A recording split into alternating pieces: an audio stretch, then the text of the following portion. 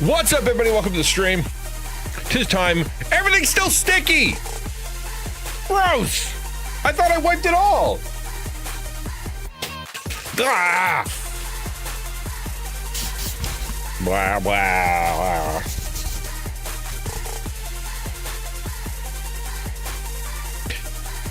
Good to see everybody. Welcome. I hope you're well. Yesterday, I know I did. Like yesterday, I'm wiping, and then today I went to grab my microphone and went, oh, missed the microphone stand, I guess. Roadie. That's okay. That's what I get. That's what I get for like literally throwing. Uh-oh. Hang on. No, we're good. Okay. I thought maybe it turned itself down. It did not. Yeah, that's what I get for throwing lemonade all over my office. Like, it's like, I did deserve that. And I remember, like, I'm having, like, PTSD flashbacks of that moment where my brain was like, did you shake that thing? Because, you know, you got to shake them lemonades if they're gonna be good, because they got bits on the bottom, right?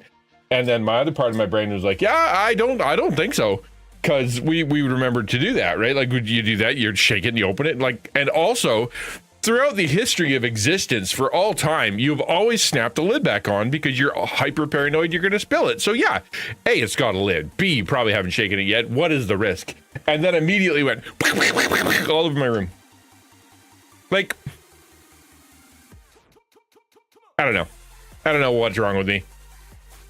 Glad you guys are here. We're going to be doing something really fun today. I was hanging out with hanging out with the Lord today, which I was kind of, you know, it's in the Bible we call it abiding, but it's I kind of felt a conviction that I was pushing too much into too many things when it comes to stream. Like last time we did a stream like this, it was like 25 different things. I gaslit myself into making a mess. So today we're going to be talking about one thing from a few different angles. Essentially is what we're gonna do, and that is we're gonna be talking about radical authenticity. That's the word, authenticity, radical authenticity, and we're gonna take it from a few different angles, right? We're gonna talk about the thing that you know happened that I didn't really want to talk about, and that's the Michael Tait thing. But we're taking it from a different angle. I don't want to talk about the whole thingy kind of the. It's pretty awful. I read it and I'm like, that's really awful. And then, but there's a guy who got in trouble for talking about it. Like he basically, he just kind of let it be known. And then yesterday when I raided into Susie, yo, thank you.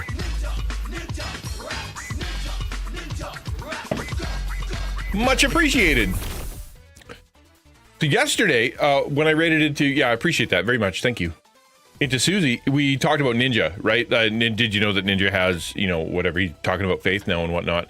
And as much as I am, not a fan of jumping on trends and whatever, it lined up pretty well with what we're talking about today. So I went and found the actual VOD on actual Twitch to actually watch. I found like a 45-second clip, and I'm like, I don't like clips when it comes to that kind of stuff because it doesn't give the full context, right? So I want to watch what he said. Yo, Swag, thank you so much. A year, my guy. Although 41 months for Snark. I appreciate that, Snark. That is a long time for you to be doing. 41 months in a row. That is so much. Hey, sleepy wife. But a full year. Happy birthday to your sub. Is that how that works? Is that how I'm supposed to say that? Happy birthday to your sub. That sounds odd. Yeah, crazy, man. That's so crazy. Blue raspberry, by the way, today in my brand awesome new Rogue cup. I love this cup. It's so cool looking, and with blue, it's so blue. It's so blue. Abadi abadai, adabadi dabadai. Forgive me. Ooh, that's so tasty. I've been arguing with my daughter about Monster Energy. She's like, Dad, I want to drink Monster Energy. I feel really tired, and I gotta get some stuff down. I'm sick of feeling miserable, in the mornings or whatever. My sleep schedule is whack. I'm gonna try, drinking a Monster and make myself feel better. So in the morning, so I can get life put together. And I'm like, dude, Monster's so bad for you though. You know, like Red Bull, not great for you. Monster, not great for you. Rockstar, not great for you. But Rogue actually is pretty good. It's got caffeine, but it doesn't have a bunch of the other things, you know, that are in there. So I'm like, do that. She will not budge on this. No, Dad. No, I will have Monster. I'm like, I could get you like a package of Rogue. You could have your own tumbler. Remember the experiment that I did where I put it into the thing and I shook it? I'm like, you can get Aquafina water and then you could put Rogue into it and it would be delicious and you portable and take it with you. And she's like, no, Dad, I want Monster. And I'm like, come on, you know, like she's 17 and she's going off to college. I only have about 3 more months to influence this young child into it with parenting that way, and then she's off. She's out of my life for an entire week at a time. So she can do whatever she wants over there. Yeah, it's I think the problem with Monster is it sneaks up on you, right? You don't feel bad immediately. You should feel pretty good, and I think it tastes gross, honestly. Rogue is so much better in every single way. It tastes better. It is better for you. It's just better if you're gonna do an energy drink. It's so good. But anyway, yeah, it'll sneak up on you. Like all of a sudden you have, you know, whatever Monster causes. Like it's bad for you. Eating properly affects makes a huge difference. Oh, dude, you're absolutely right. Like so, like it obviously Monster or Rogue, neither are answers to the I have very poor eating habits. I don't have any iron in my body. I haven't had a banana in a long time. I don't get any sleep. I stay up all night. You know, I haven't seen the sun in days. Rogue or no energy drink should be the counterpoint to those things. You should go outside for a walk and eat a banana. You know what I mean? Like you really should do that. It's I drank it all through college and lived barely. Well, that's the thing, because people use it to cover a multitude of sins. Monster covers a multitude of sins, and it ends up being, you know, not a good thing because you end up depending on it. Like my oldest son, you know, he goes to work. They got a fridge full of Red Bull there at work, and so he's like, you know what, I'm pretty tired, and so he drank a Red Bull, and he's like, and I felt so good for the rest of my shift, right? Like I was feeling really good. I went to lunch, had lunch, and it was really good. And so I went in there, I was really tired, and I'm like, you know what, worked yesterday. You know what I mean? Like, and he's like, after a month, give or take of that, he's like, Dad, I don't think I should be drinking a Red Bull every time I go into work. And I'm like, really? Tell me more. Because he's not a coffee drinker, right? He doesn't drink coffee, he doesn't drink any of that stuff. And all of a sudden you doing Rogue. So it was hitting him as hard as it could hit a guy, you know? Got a really bad niacin flush from 5 hours. 5 hour energy. So back when I was doing, clearly the best of the options. So back when I was burnt out. So 2001, no, I could be right. 2010. I was facing burnout, and before I went on and things were really bad. I was full burnt out.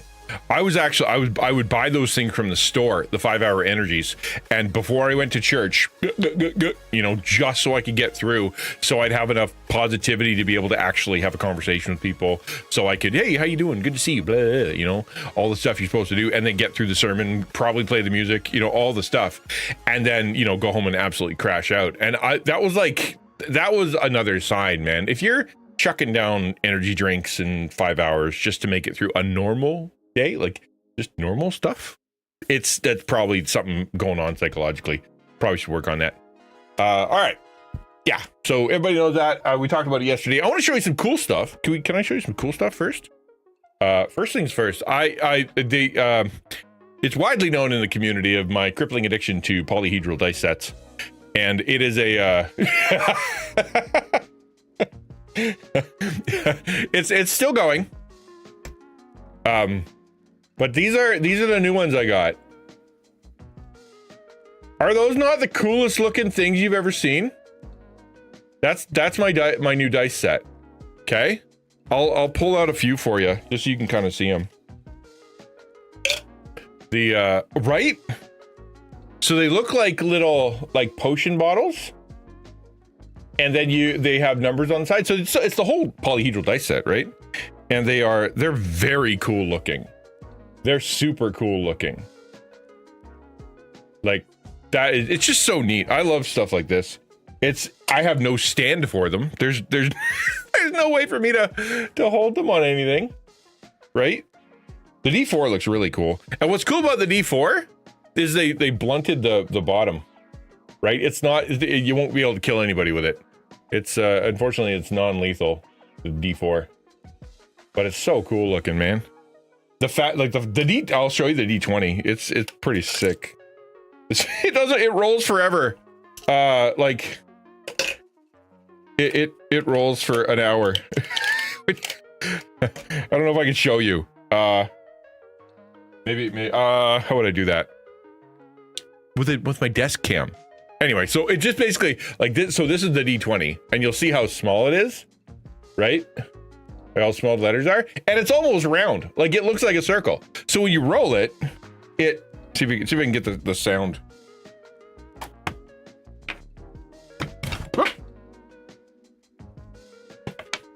You probably can't hear it.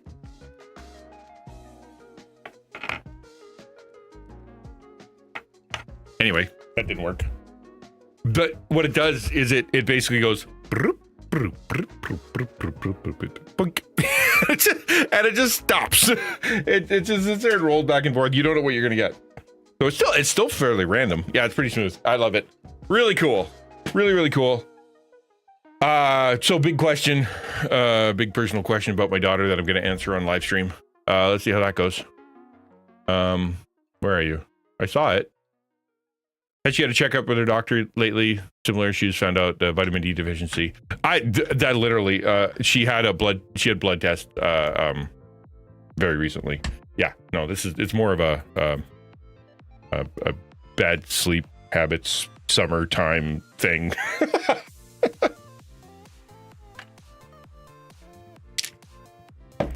But yeah, that's always my first thing.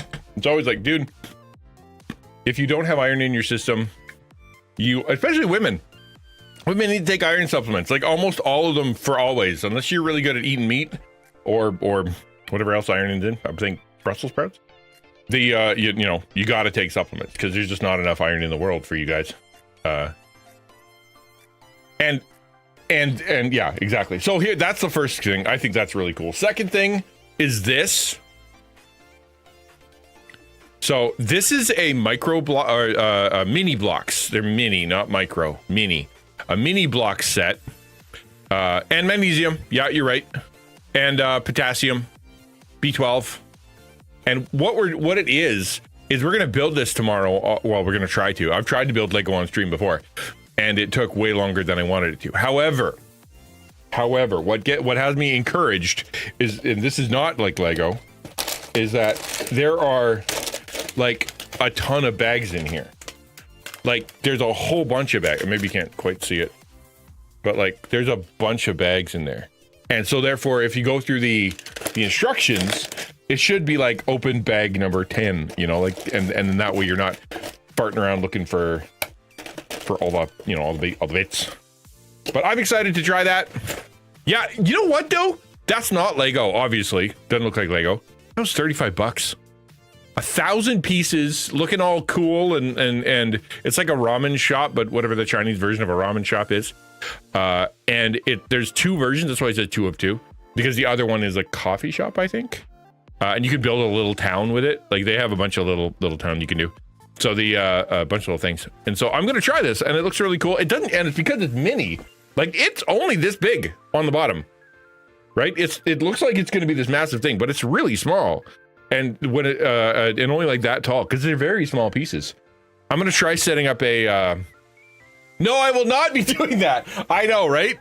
Open up the box and pour it in a mixing bowl. No, never again. We do that now because my we had a bunch of sets, and so once you build them, they're not in a bag anymore, and so they go into a bag, and man, that makes it a long time. But anyway, yeah, I'm gonna try setting up a camera. We can we'll build it on the desk here and chill and do whatever we do, things like that. It'll be fun.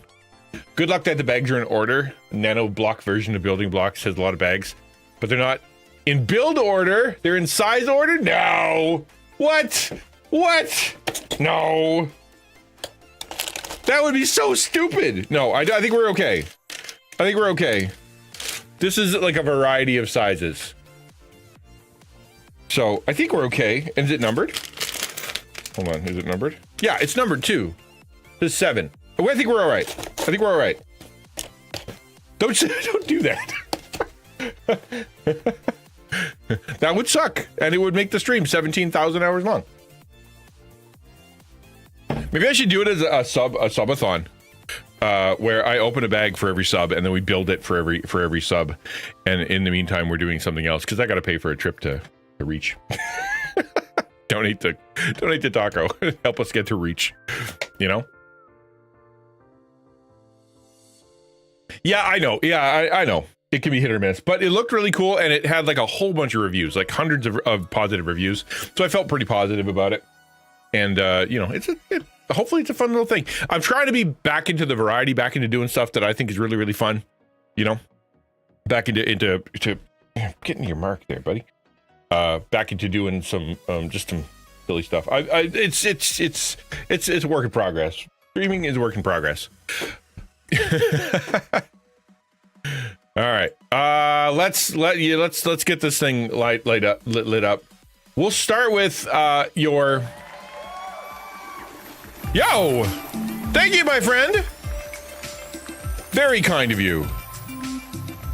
Thank you. Very, very cool of you. That is really helpful. Yeah, it's I was pricing it out today, and my man, or my lady, my girl, my man, that's funny. My daughter, Snack Girl, is coming with us. And so she, you know, we need we're gonna get a plane ticket for her as well. She'll be able to do it. It's only so not gonna cost a ton to get her there. Plus we'll already have the hotel. Plus we'll already have the, you know, she'll be there. And she'll be helping in the Taco Tranquility Room, or whatever we're calling it, the AFK Taco Tranquility Room of Peace and Life and Justice and Greenery and Awesomeness is the full title. And she'll be helping with that. So it's going to be exciting. You'll get to meet her. Snack Girl's the best. And yeah, so thank you. I appreciate that. Let me fire up the actual stuff we're going to be talking about. Okay, here we go. Get in there. Ta-da! Nailed it. First try. I brought off-brand Lego for some cool builds, but they're more for display than active. Yeah, and that's the thing, right? Like, there's so many bits.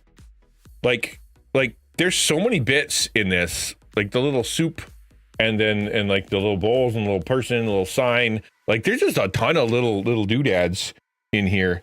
There was another one that I was considering, but I think it would drive me nuts. What was it? It was it's always the first one that pops up. It's like this freak. That's the one I have. Yeah. This is the other one, the panda one, which is also adorable. I don't know. I think it's for Bow. Is that a shop? But look at all the doodads, man. Like little flowers and cups and lamps and signs and just all kinds of cool stuff and themed.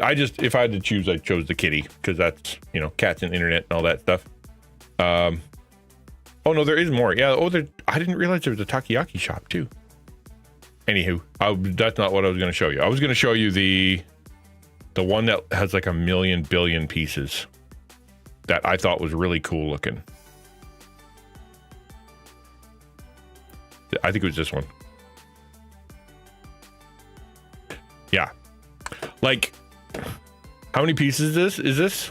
It'll say 2,500 pieces, right? Like, each of these little things on here. I know, that's why I liked it. I'm like, it looks so cool. It's so my vibe. And like, so it got waterfalls. It looks super neat, right? I think it'd be really cool to build. Yeah, look at that. See, as Quids was saying, right?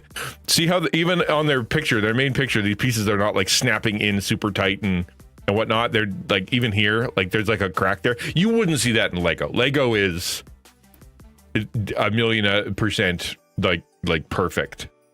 Yeah, it'll be a bit to get there. Yeah, it's gonna be something. So yeah, I was gonna do this, but I'm like, that is too many pieces. I learned that from last time. I did a 1,500 piece Lego puzzle.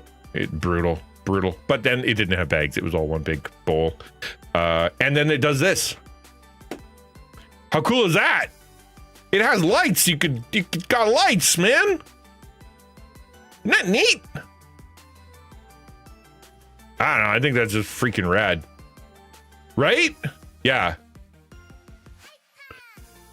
And then it's only $33 Canadian, which is $5 American. Like, it basically, they'll send it to your house for free.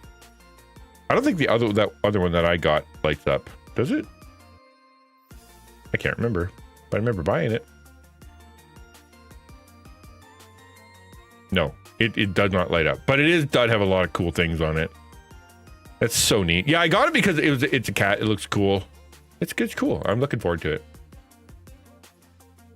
So many. And that's the thing. I've got two problems. And number one is that I need to figure out how to shoot this thing on camera, right? So that I can build. I figured out how I moved my computer closer. I moved it up, and it's now I have it closer. I have a webcam next to my webcam, next to my camera, next to my monitor. This stand here is very heavy. And I've got I can point that down. So it should be fine. It should be fine because it'd be fairly easy. We'll listen to some cool music. We'll chill out. It'd be neat to watch something. That'd be kind of fun. Watch a video. We can't really do that. Like watch a movie or whatever. So no, we'll just listen to tunes and chat. I got to figure out what to do along the way. You know, AMA or something. I don't know what, because it just watching me build Lego isn't enough. I'd like to get a big placemat. That'd be kind of fun, but who knows? Okay. I'm going to pray real quick, and then we'll jump into this thing because, I want to. Ever since this was pointed out to me, I've decided that I don't like it. So we're just going to do that. We have a little hangover, maybe? Yeah, that's better. I'm doing another redesign. I dream of one day being well enough to afford the Lego D&D set with the red dragon. Oh, what's that like?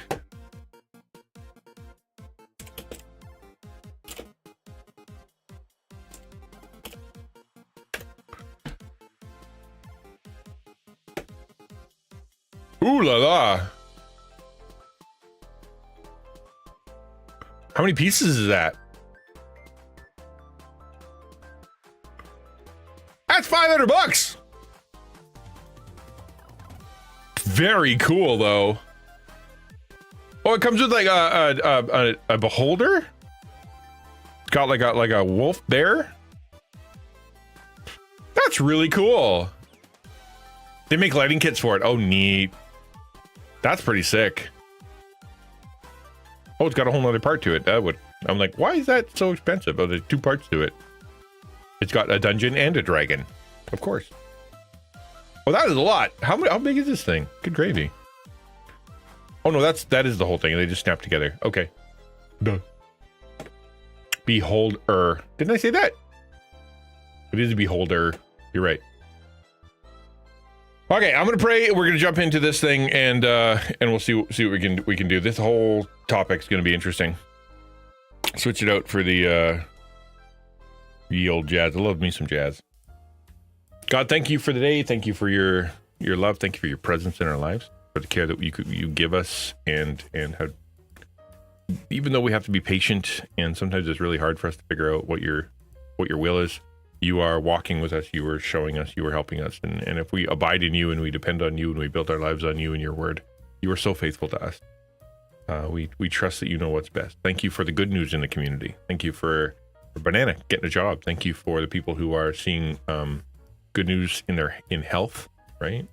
People who are seeing really good things happening. And I pray for those who are struggling, the ones who are having a hard time with their mental health, with their physical health, with their emotional stuff, their relationships. They're trying to navigate these things, and some of them for a really long time. That's wearing on them for quite a while. I know that you're present in all of it. Help us be a good community that serves them. Help me be a good community leader and help the taco leadership be able to serve them well. Pray for all the content creators that are out there that are looking for your will. How do they serve their community and whatnot? Lord, help Taco find ways to serve them and love them. help me be able to be a good representative. And thank you that we can rest in you, that you are the one who bears the fruit, and you are the one who makes it happen. You're the one who makes connection. And it's not about us grinding, but about us depending on you. Thank you. Amen. Behold her. Yeah. Oh, there you go. Yeah. Like behold. Okay. There you go. I get it. Jokes. I get it. Jokes. Right? Am I right? Jokes. Down. Down you go. Come on. I have a stool now. Oh, that was actually down. Now it's way too high. Great. What? Come on. Ah! It's fine. It's not a big stool. It's just a stool sample. Okay. So here's the situation. I don't know the situation really well. And I don't want to talk about the Michael Tait thing too much, right? I don't want to talk about the Michael Tait thing too much. What I want to do is I want to talk about Corey Asbury, okay? Corey Asbury. Now, he's the one who wrote Reckless Love, right? And this is the start of the sort of the journey we're going to go on.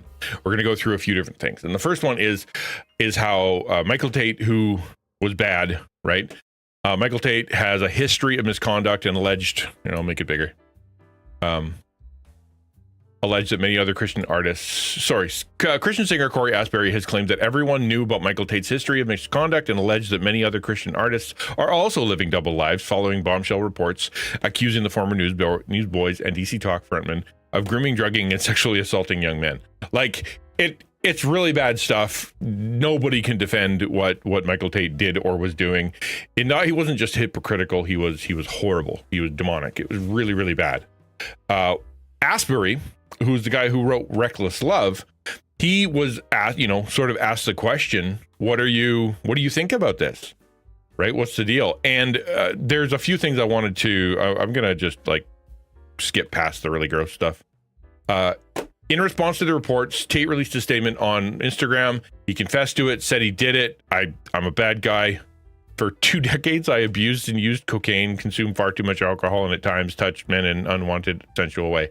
It's like double life par excellence, right? Like, this guy was on stage talking about God and singing about God, and for a really long time would just go and he would, do bad stuff. I'm trying to get to the part where Asbury, okay. When asked if he knew about the allegations before they were made public, Asbury wrote, "Everyone knew." Maybe not specific details, but everyone knew, right? That's a dangerous statement. If you look at the way that so many celebrities work, or so many different sort of people tend to work, what they do is they distance themselves and they try not to have any opinions, right? Like so when they get in trouble. This is one of the issues that's happening lately. And you look at what happened to Rachel Zegler, is that her name? The one who was playing Snow White, right? She got absolutely decimated because she had opinions and she was sharing opinions and she thought it was cool. Everyone hated her guts. Nobody liked the movie. She's really talented and she did a good job. But because of her opinions, it messed stuff up. In the past, you have people that whenever, like, for example, when Gal Gadot, she sings Imagine with a bunch of people, during the for them, they were inserting themselves into something that they shouldn't have. It was super stupid. A bunch of rich, wealthy, stupid, wealthy people who have really no connection to what the real struggles are when it came to COVID, especially since most of them were breaking that. They were singing about how great it would be if there was no heaven, if everybody, if there was no God, no nothing. Wouldn't it be awesome if we were living in an atheist, utopia where nothing matters? It's like that was the most tone deaf thing ever, and everybody freaked out on them. You've got multiple examples of where you have people that step into this thing and give an opinion. I think, trying to think who's a recent one. Rachel Zegler did a bunch of them, but then that's the one that pops into mind. But there's a bunch who have talked about Palestine versus Israel, and they're I'm on pro-Palestine, I'm pro-Israel and whatnot, and they fought, and they, you have opinions and they freak out, they get in trouble. In the Christian realm, one of the things that we tend to do in the Christian realm is we hide sin, right? So the Catholic Church, not that the Catholic Church is a Christian church, but within the Catholic Church, they have been accused many times of hiding the issues, right? Like a priest does horrible stuff, instead of putting him in jail and doing what they should do, they shunt him off to another place, and then he goes and does it somewhere else. Baptist churches were caught a while back, 5-6 years ago. They did a big thing. The Southern Baptists were like, how are we doing when it comes to, being safe with our kids? And it turned out that there was a lot of big holes in the armor when it came to how to deal with these people. They didn't know. There were a bunch that were like secretly doing stuff, or that they were just pushing it off to the side and not talking about it. And the denomination was shocked, like, wow, we really need to deal with this. We need to figure this stuff out, because the culture of the church, the culture of the denomination was, don't tell, don't say anything, just go hide, make sure that nobody ever finds out. This could really be bad for us. And so you push sin underground more and more. When I talk to people who are on stream, or they come to talk to me, in Discord or whatever, they send me a message. You ask them about their relationship with the church, and the relationship with the church is, well, I went to church, but they didn't understand me. I didn't feel like they were authentic or they were real. They were telling the truth. They seemed nice, but there was something going on. Found out the pastor was being dumb. Found out the elders were whatever. Found out, my men's ministry guy was watching, doing bad stuff. Everybody's getting divorced and cheating on each other. Like there was a lot of bad things happening that were behind the scenes. And as soon as I got involved, it was gross. And so I don't want to go, and I don't want to be part of that. But the issue is that they're not dealing with it. They're not bringing them to church discipline. They're not talking about it. They're not condemning the sin. They're just trying to pretend it's not there.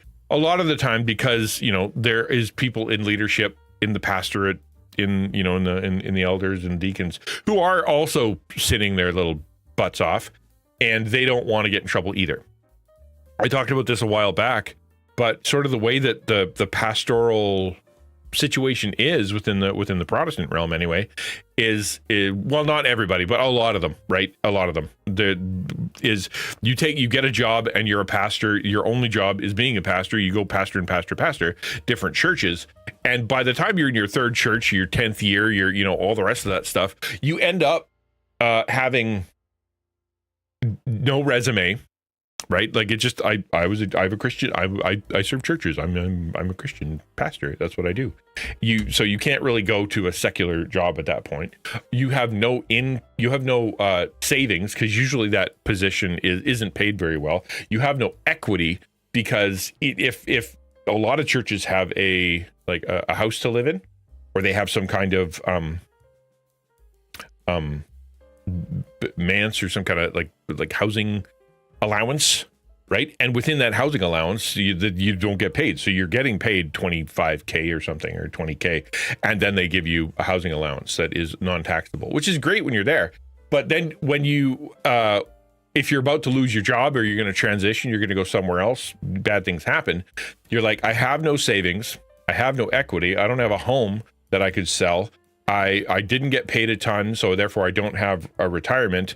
And if I leave in disgrace because I shared a sin or whatever, then I'm going to get reprimanded, and I might lose my retirement. I'll probably lose my retirement, whatever pittance that is from the denomination, even if they have that. And so therefore, when it comes to wanting to confess as a Christian, as a pastor, it's very dangerous, right? Being that authentic, opening up your life and saying, I'm struggling with this. Many times it's either reacted to incredibly strongly, as in, we have to delete this guy from the church. Let's just remove him completely. This guy was horrible. We're never going to talk to him again. He's bad. To we're going to give him time off and reconcile and whatnot, or come back. That's a more healthy way to do it, depending on what he was doing. Or for that matter, just not talking about it, right? We're not gonna talk about that. Things are going well. Try to fix it behind the scenes. Do nothing. Don't tell anybody. Try to figure this stuff out and hope it gets better. That's apparently kind of what they were doing with the Tait thing, right? They were literally Like, I would imagine, I don't know, but it's like if everybody knows and everybody's a Christian artist and everybody knows the gospel, everybody knows the Bible, and they're all writing about, talking to God all the time, then they all know it's bad. So therefore, the hope is that, well, maybe he'll figure himself out. Maybe it's not really my place, but what about the publishing company? What about the manager? What about the other people that were on his team? What about, right? If everybody knows and nobody's confronting, if everybody knows and he can do it for 2 decades, then there's something severely wrong. But if the culture in Christianity is to hide sin, to never talk about it, and that the risk of confessing that sin is so massively big that you will destroy your life, you'll lose your church, you'll lose your family, you lose your wife, you lose your connection to anybody who's a friend, you're now a pariah, and you were just miserable, and you can't get a job anywhere. Like Michael Tait, for example, he's not going to be able to release another album. He's never going to go on tour ever again, right? It will never happen. He's done. That's it, right? And so it's terrifying to confess. It also, and coming back around to what we're talking about today, is it's really scary to give your an opinion on that kind of stuff and step up and say, this is not something, this is a problem with the church. This is a problem with the industry. This is a problem with all kinds of things, right? It is, if you see these people within churches and they stand up and they're like, we have an issue, we got a problem, right? Like I want to address what the pastor's been doing. I want to address, the sin that we have. I want to address the problems, how some of our constitution is unbiblical. I want to address how we have power struggles within the church. That's an issue. How we're using our money and how it doesn't make any sense, and how there are 3 people who aren't even on the board seem to be steering the entire church. I want to talk about that. That seems to be bad. It is really, really, really, really difficult. And the response is usually not going to be, oh yeah, let's deal with that. Sounds great. It's going to be a bunch of people, a bunch of fighting and whatnot. So what's the easiest thing to do? Easiest thing is just to leave, right? Ask yourself the question, how many people do you know? How many Christians do you know? Maybe you yourself saw troubles within the church, saw troubles within your friends, saw troubles within your groups, saw troubles elsewhere. And you were like, listen, I can either step up and confront this thing and say something, or I could just throw my hands in the air and leave out the back door and hopefully find another group, or just be like, screw this. I'm this is why I don't talk to people, right? And just leave. And that is what most people do, which does 2 problems. One, it doesn't solve the problem for you. That's an issue for you still. You still are bitter and angry and frustrated. You still got negative stuff going on. And it leaves people within that situation, whatever that organization or group is, to be abused in the same way, to get in trouble in the same way, to be just as there's still problems. You're not getting better because you're not confronting it. So it's really, really difficult. And it's not healthy for anyone just to leave, but it is easier, right? It is easier. Ukulele says, the fact that he was embedded with other Christians in an organization, serving in other Christian organizations, and before this, nobody in leadership grabbed him and set him aside and said, if you don't stop, I will stop you, is bad. Yeah, it's so bad.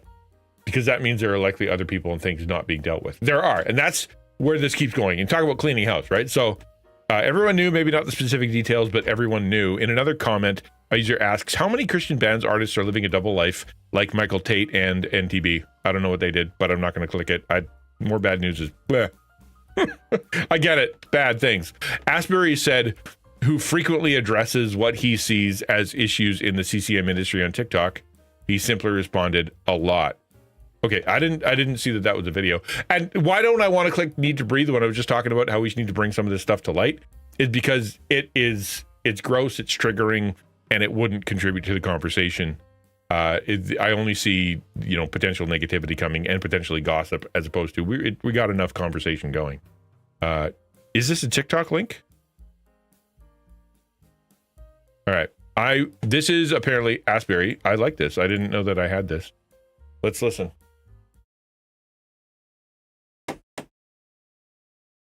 Great question. So it says, thank you. What compromises do artists often make in order to stay relevant and successful in the industry? First of all, sorry about this pimple. I've been stressed out about a lot of stuff. To answer your question, a lot of right? things. Number one, marketing themselves. Marketing yourself is antithetical to the way of Jesus. We are not made to market ourselves yet. Amen. Every Christian artist has a camera on themselves or a camera crew team videoing everything they do. Scripture tells us, don't let your left hand know what your right hand is doing, and yet we hire entire promo teams to tell the world about how great we are and how generous and kind and healing and, everything is a publicity stunt nowadays. I see artists whore themselves out to every single worship movement alive. I've known artists who were part of 3 or 4 worship movements at a time: Bethel Music, Elevation, Maverick City, and just grinding for the success. A lot of. So raise your hand if this is a struggle that you've been on because you're a content creator, right? Like, how many of you, I know me, it's almost the first thing a Christian content creator struggled with. This is step 1. It's like, what do I do about promotion? What do I do about self-promotion? What do I do about telling anybody about my stuff? My heart is like, I want to do things because I'm a Christian Ninja, right? Christian Ninja didn't come because I'm the Christian version of a Fortnite streamer that, because I wanted to be popular. It's not. Christian Ninja came from me reading Matthew chapter 6, which talks about when what he just said, left hand not knowing your right hand is doing. When you do good, don't show anybody. When you give, don't tell anybody. When you pray, don't make a big deal out of it. Just sit in the closet and pray. Christian Ninja. It's stuff that you do as a Christian that is obedient and good that no one sees. That's what I wrote a book about it. That's kind of what my whole vibe is meant to be. And yet at the same time, being Christian Ninja and trying to promote myself and Taco and speak at churches and whatnot, so much of it is me blowing smoke up my own butt, right? Like I'm writing a thing here. This is a great example on my new and improved website. I'm really excited about this. So this is me having to do this on my website. I'm writing this. Remember, this isn't anybody else. This is me. Hi, I'm the greatest person in the history of ever. And then you go to the digital missions overview, which I was writing yesterday for a series of hours.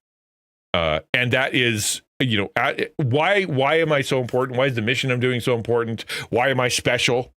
And why you should listen to me, and why you should let content creators who are within your church, why you should listen to them, why we're so great, why digital content creators are so wonderful. And here's a bunch of reasons, and this is what we do, and this is why we're important. And you get to the bottom, and I'm sitting here like, okay, you need a CTA, right? You need a CTA, call to action at the end. What am I supposed to do? Now that I told you all this, what are they supposed to do with it, right? What are they supposed to do with it? I haven't finished this section yet, but essentially it comes down to support me, right? This picture is so stupid. It's just me looking all goofy and dumb.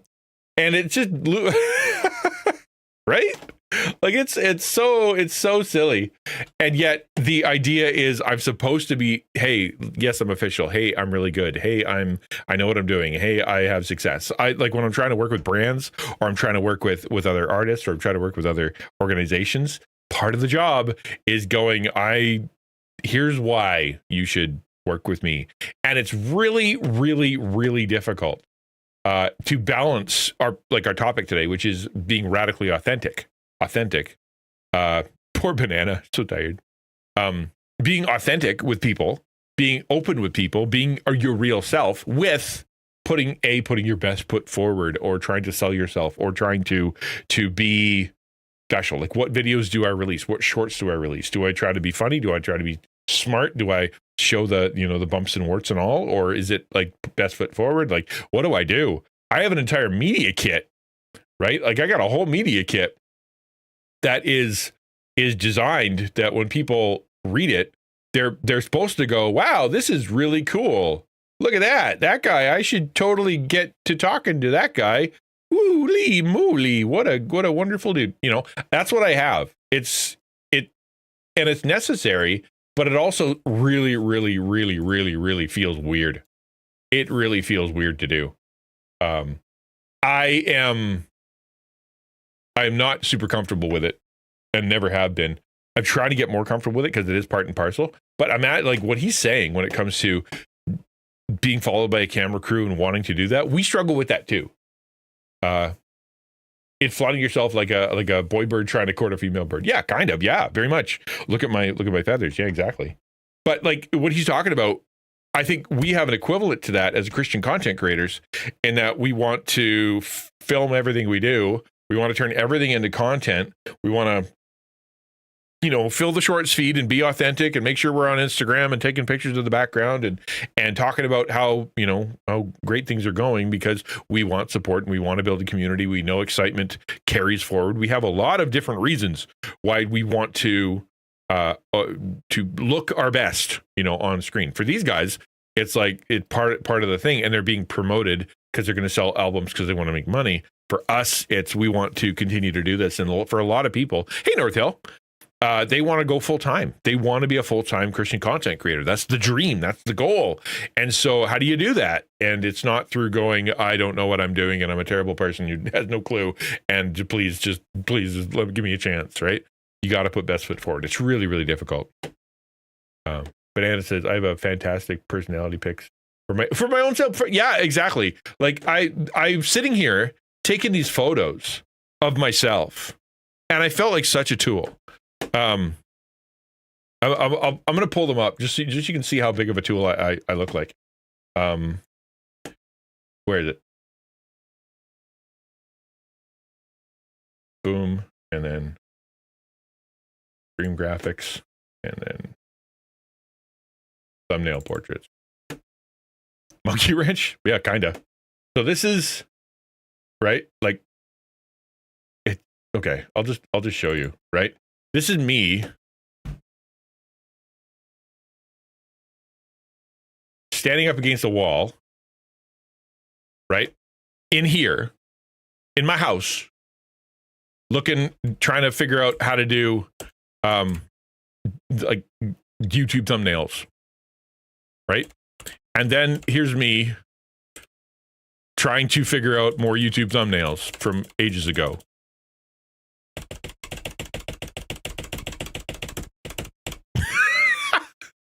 Right? Here's me trying to figure out my cover picture for the book I just showed you.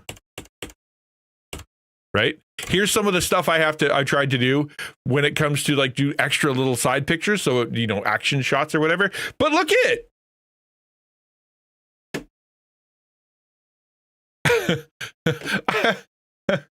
I'm looking at a picture of myself.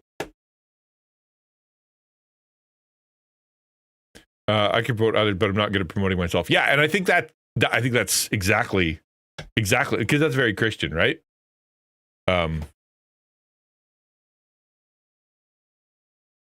I can promote others, but I'm not. One of the biggest issues my mom and I had with Michael Tait stuff is what he gives God, believing in God, and a bad. Oh, that's called hypocrisy. We all react very badly to it. Right? I don't remember your beard being that thick at any point. Yeah, dude. Right? Yeah. It like this is like this a while back. Yeah, it was pretty bushy. It got real long, real long. But yeah, that's like, it feels so weird to stand in front of my computer, like just do things to make it look like I'm doing stuff. Like I ran, I had Forbidden West playing, so it looked like I would pretend to be playing a video game. Like it's so inauthentic, man. Like I'm holding a controller, watching a YouTube video. I had to find ultra wide YouTube video, because I'm like, I know I'm such a nerd, right? It's just, I wanted to make it look like what I'm doing stuff, but I wasn't. And my daughter's like standing on my bed, clicking things. Like it feels so weird. Okay, yeah. Actually, my setup is way better now. I have a really cool setup now. You should see my setup. It got better. It really did.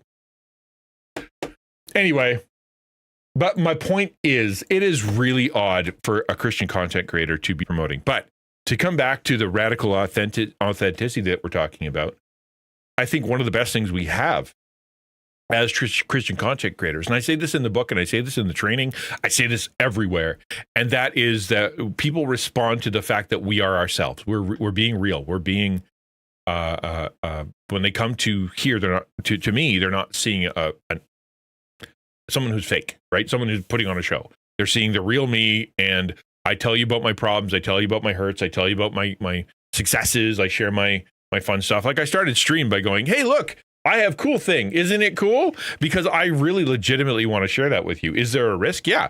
Like I literally was like, if I share this dice, they could look up and see how much that is. That is $20.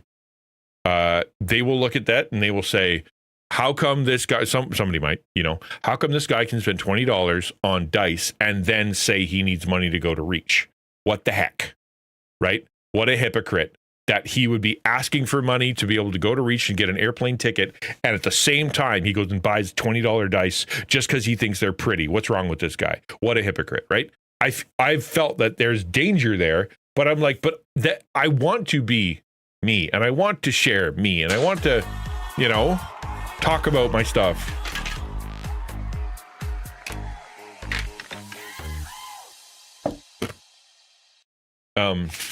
Any brightly colored. No, all monochrome. Sorry, all my socks are monochrome. Can't do it. What's up, Warrior? It is hard. I would imagine it's even harder once you're super successful. Go talk to a super successful streamer who's a Christian streamer who isn't me and find out if it gets even harder. Hello, Supersonic. Good to see you. And hi, Warrior. I didn't say hello, Warrior. And thank you for spending lunch with us, Banana. I hope your training's going really, really well. I really do. A lot of what pushed me away from the Christian music industry was people writing worship songs knowing that they're going to get a big fat CCLI check if it does really well. And I'll have to make another video on CCLI because that's wild. I personally have made tons of money. I mean, millions and millions of dollars from CCLI, which is when churches put your lyric up on the screen when they sing their song. But what happens is people see that success or they hear about that success and they go, oh, I want to do that. I need to write a worship banger. It becomes formulaic. It becomes not from the heart, inauthentic, garbage, drivel, not. Okay, come on. How much is this connecting to the content creation sphere? And actually, you know what? I'm sure you. I'll say it. I'm sure you normal people also have struggles in this way, right? All you normies out there who aren't weirdos like us. I don't know why. That's a good word. Y'all normies, all the normies out there that aren't content creators. That you also struggle with this. Like when you go to church and you want to be on the band, or you want to promote your Etsy store, or you want to go on a date. What do you put on your dating profile? All that stuff. What do I promote? How do I say it? How do I do this authentically? How do I do this, but also put the best foot forward? How do I do this? It's not millions of dollars, obviously, but there is a goal, right? I want to do this well. I know I've struggled for 4 years and more to figure out what I'm supposed to be doing on stream to make you people happy. And you have never pressured me. You have never said anything was wrong. You've never said that you did anything other than support what I've done. All the pressure has come from the inside, right? How dare you call me a normie?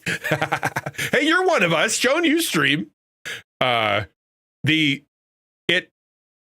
pressure is, how do I impress them? How do I make them happier? How do I make them stay for longer? How do I make them want to tell people about how I'm doing? How do I make Taco look better? How do I make me when I do stuff, people go, this is really cool, and I want to continue to be part of it. I want to watch more of it, and I want to, see the shorts. I want to participate because this has value to me. That's what I want. And so therefore I'm going nuts all the time with, what would make that happen? What would make the people that are watching me happy? And in the same way, talk about, a worship banger. And that's where the difficulty comes, in that you want to make authentic content that is good, that you like, things that you like, that you enjoy, because that's a big part of it. People will enjoy what you enjoy because you're enjoying it. But at the same time, you're playing the game, right? Warrior said, talk to Miss Positivity a while ago. With as many people following her, she does not do a lot of promotion that I can see. Yeah. And that's, she's just an amazing person. Like, Miss Positivity is great. And in my opinion, an anomaly. She's a crazy anomaly of awesomeness that would be really hard to replicate.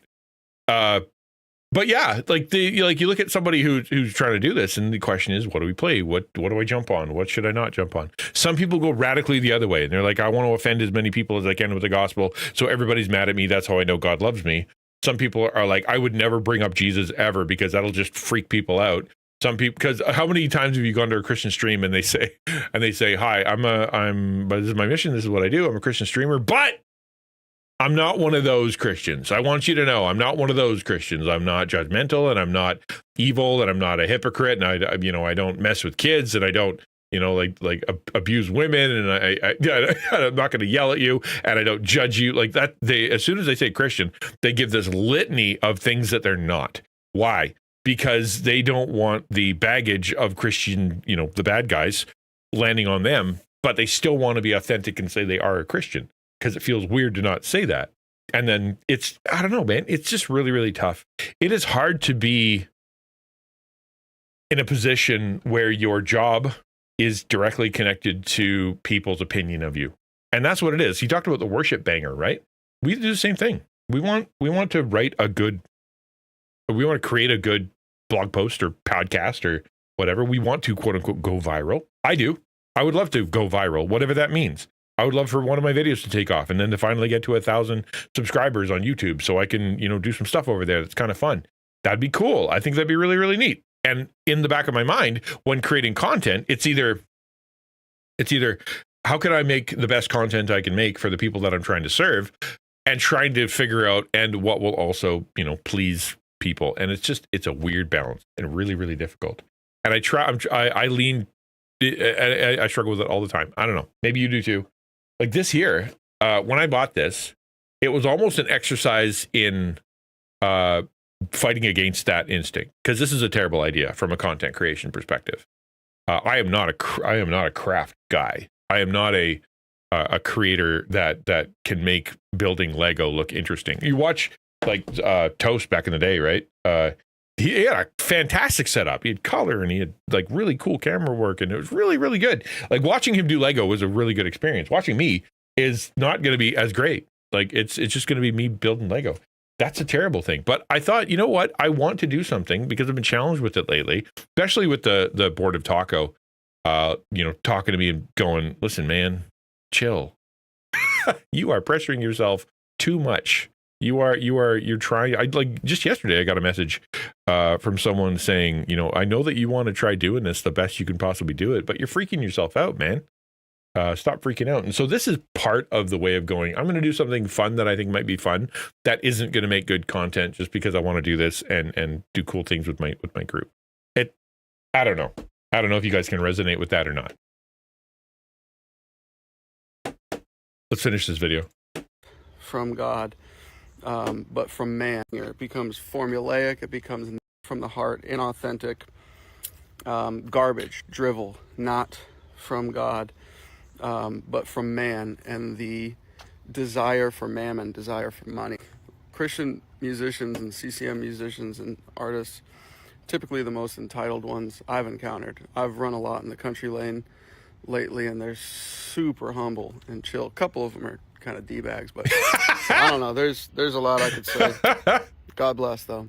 Stay humble, stay kind, keep loving people like Jesus, and don't worry about blasting your own name to the world. He'll take care of that. Amen. So that last part, that's kind of the super humble and chill. A couple of them are kind of D-bags, but I love that. I don't know. There's a lot I could say. God bless, though. Stay humble, stay kind, keep loving people like Jesus, and don't worry about blasting your own name to the world. He'll take care of that. Great question. I love it. I think that's because they are. Cause you know what? Among the greatness of your field and the wonder that is the Christian church, there are some bad guys out there. They kind of are. Some of them really are D-bags. Okay. And we know if you know the definition of that, it kind of is. But that quote, yeah, that's a great quote. Don't worry about blasting your name to the world. He'll take care of that. That is the lesson I've been trying to learn forever. And it comes from being radically authentic. This is the guy who, going back to what we're talking about, he, when asked about it, right, he said, there is a lot of issues. It's funny because that link did not go to the right video. I wonder if there's another video that he did. I'd imagine that, okay, what's your most popular video? Wow, you've been doing this for a while, bud.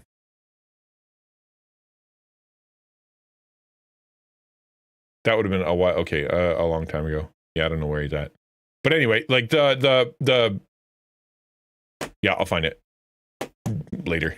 But the whole point is that he's like, this is a real issue, and he jumps in to the phrase saying there's a lot of problems in the Christian content creator industry, Christian, music industry, about people who are inauthentic, people who are using God's name in order to get clicks and views and all the rest of that stuff.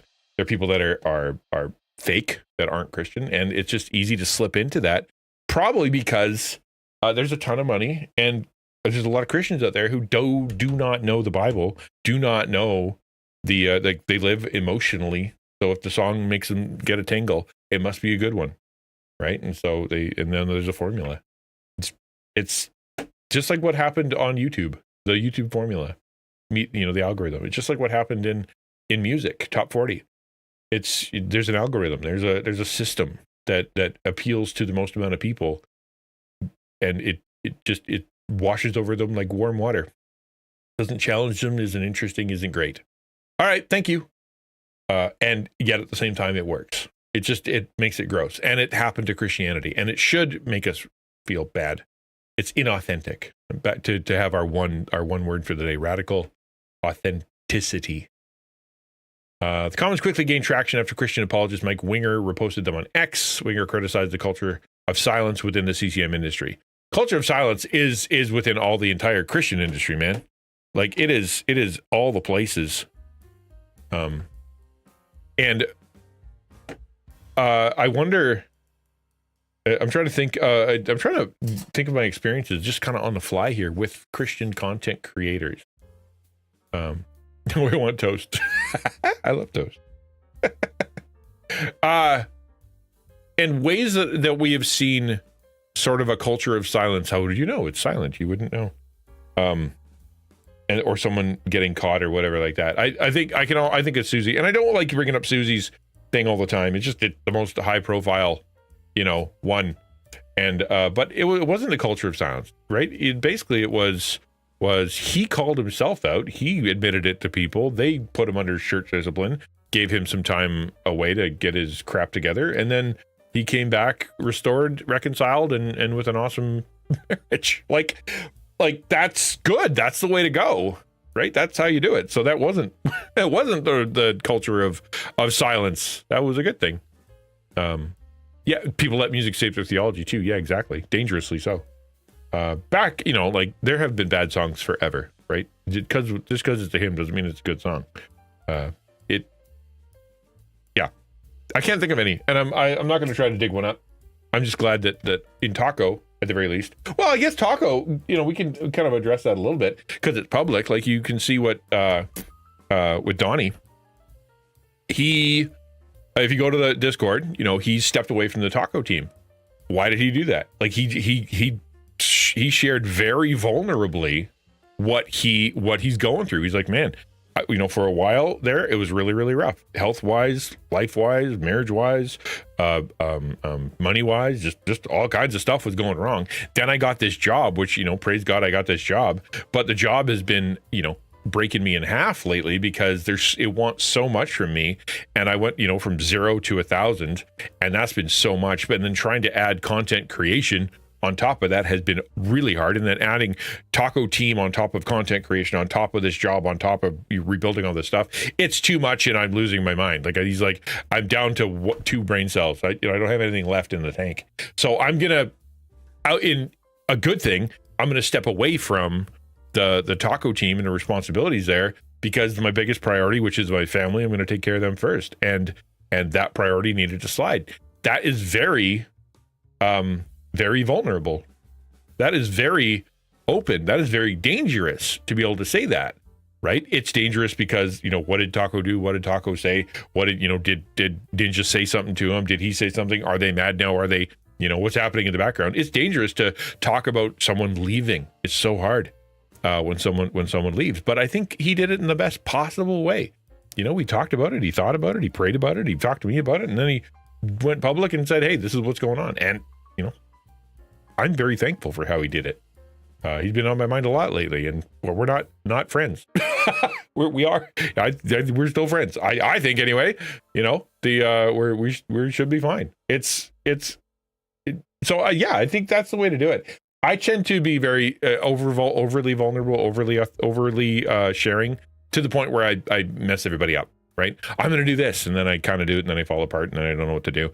And I've been trying to learn to not get so excited about telling you guys stuff I'm thinking, because it ends up not happening, and I should just keep some of that stuff to myself. But it's my way of trying to be authentic. Yeah, it's a big challenge to do everything. Exactly. You clearly said, I know of another remains unnamed Christian streamer who was very active in the community, then removed themselves when they acted inappropriately. Yeah, there you go. See, that's a good thing. I'm really glad.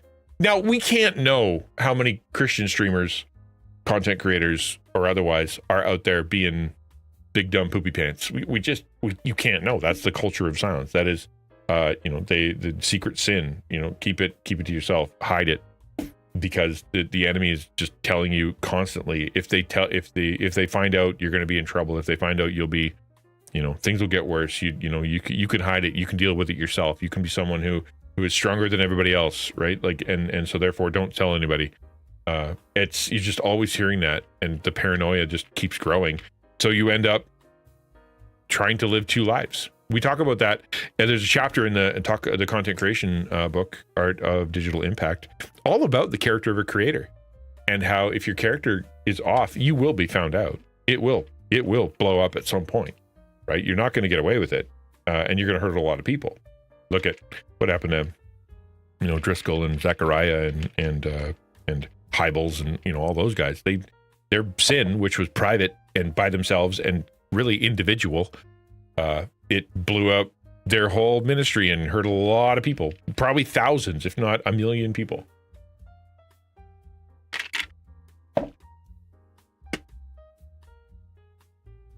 You clearly said, I think Twitch Discord, the social aspect means things aren't likely to remain hidden, whereas the celebrity public, the separation makes it easier. Yeah, that's true.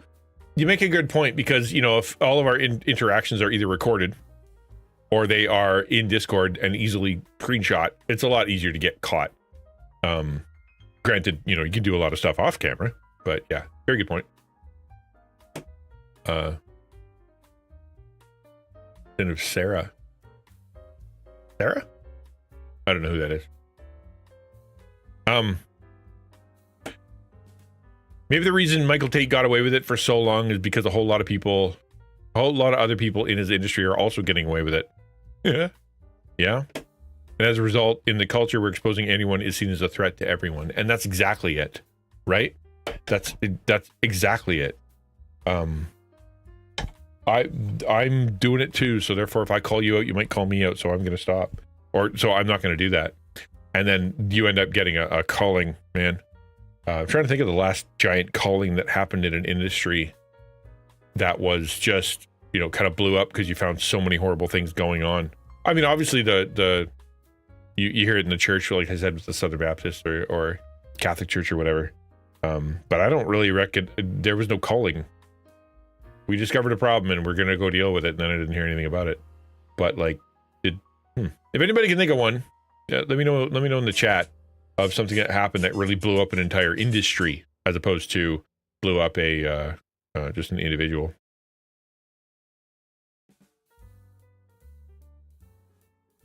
Okay, there was oh,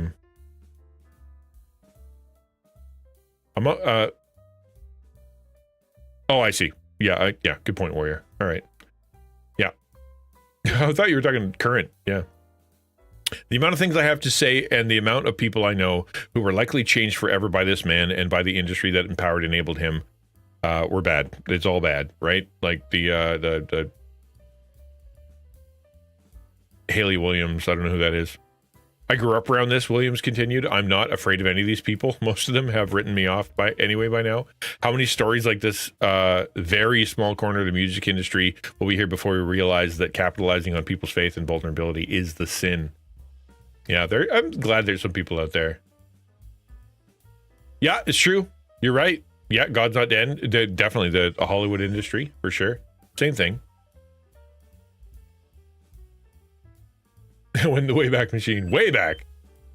Trouble is that the media influences what stays on people's minds, and if they stop covering something, it blows over. A lot of unrepentant celebrities rely on that, for sure. And it's in church too. People only have so much emotional bandwidth for things like that, and then they just have to leave. This is why what happens when you're going through a really hard time, and you start telling your friends about it. They're supportive. They're less supportive. They distance themselves, and you're like, what happened? Because people only have so much emotional bandwidth for trouble, right? They got enough trouble in their own life. They got enough trouble in their other friendships. They got enough trouble with other things at work, and then your thing gets really big, and they want to help it, but they've only got so much. So people only have so much bandwidth. Same thing with a church, an organization, an industry.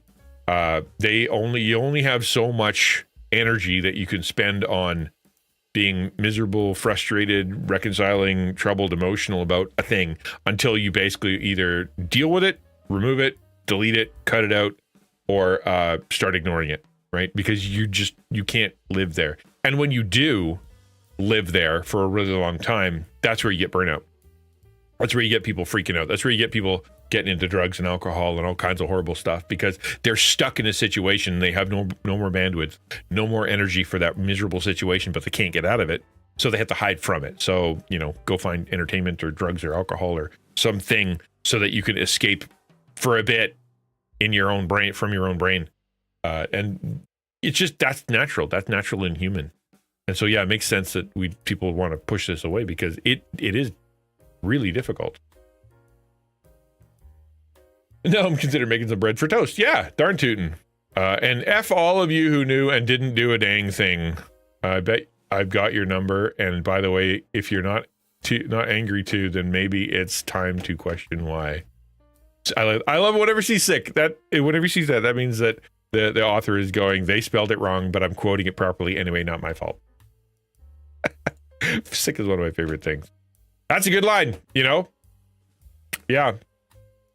But that's a long list of people who didn't do things. The article here, which is kind of going on the same tangent, the same kind of thing, which I'm not going to beat to death, but this relevant article is kind of what started it for me. And this one is from like 2 days ago, and that is he wrote that or he gave that response. He said, if anyone knows me at all, you know that there's full transparency no matter what, to a fault. But I've realized you can't have the same level of transparency with the world that you have with your wife and your friends. They know you, the world doesn't. You definitely learn that lesson when you're in the public eye, that you have that there's certain things that you don't need to tell everybody, right? There's pockets of people that need to know. Your accountability partners, wife, family, friends, your, mom and dad kind of thing. They need to know some stuff. Your church small group versus your church. Like your church small group should know more than your church, right? Like and for that matter, the community and whatever. Like you don't need to be perfectly transparent with everybody all the time. There are pockets that you should be doing that at a certain level. If you have secrets from everybody that you're not telling anybody, that's a problem, right? You should be talking to people about your stuff because that's how you get over it. You drag it into the light and it suddenly you can deal with it. But you don't have to tell everybody, right? You're not have to tell everybody. I thought that link, like he got in trouble. Essentially, that's all this says. Is that he got his wrist slapped for his response, right? People took it out of context and ran with it, but I'd rather be misunderstood for telling the truth than loved for faking it. The industry's not perfect, he says, and if anyone's looking at thinking it is, they're disillusioned. But the beauty is that God still uses broken, imperfect people. That doesn't excuse bad behavior, but it does put the spotlight on where it belongs, on God, not the artist. And that, I think, is why he was having such a strong reaction to fake Christian music. That's not coming from the heart. That's not coming from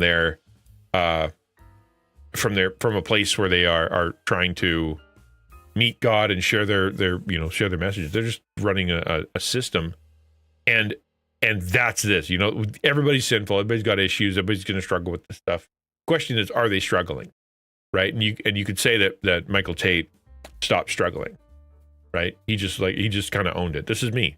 I do these bad things, and it's just who I am. I'm not going to tell anybody. I'm not going to deal with it. I'm not going to whatever. Right?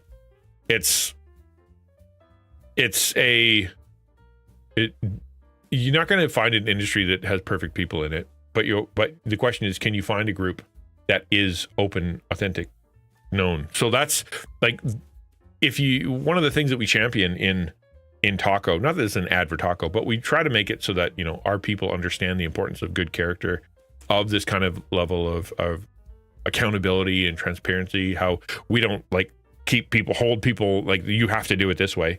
We just keep a kind of a loose accountability on the team and on the board and whatnot. Like, are you following through on the things that you want to do, that you said you do, on the things that we as a group said we do? No, we're not trying to control your life, but at the same time, what's going on? We try to keep it personal too, right? We have a chaplain, and I myself literally are there to talk to the group. Hey, volunteers. Hey, board. Hey, leadership team. Hey, Taco team. What's going on? How are things? We want to talk. Like, that was a really important role for us, and Pastor G's doing a fantastic job. He's a really good at it, and why? Because we know that people want to stay in the dark, especially when it comes to online ministry. It's really easy to stay in the dark. I have to type it out, right? I'm not going to nobody can come to my house and knock on my door and say, hey, what are you doing? I'm online. And if I delete Discord and I get offline, you'll never find me ever again. And that's part of the challenge of it, right? But so it has to come from us out. Hey, how are you doing? As opposed to waiting for them to blow up. That's a big part of trying to be a big part of our culture. And hopefully it's spilling out into the community too. That's why we have the prayer channel. That's why we have the faith channel. That's why we have the accountability channel. That's why we have, like people doing stuff, man, is so that we can share with each other.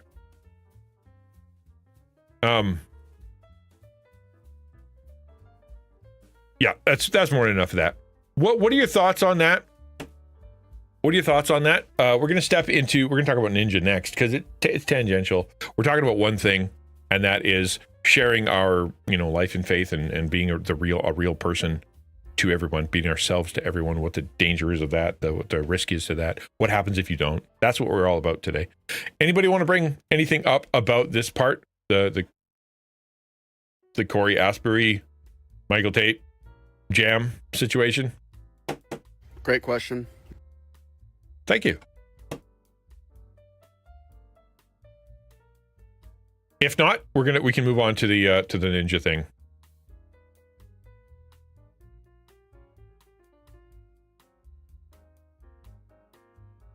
All right.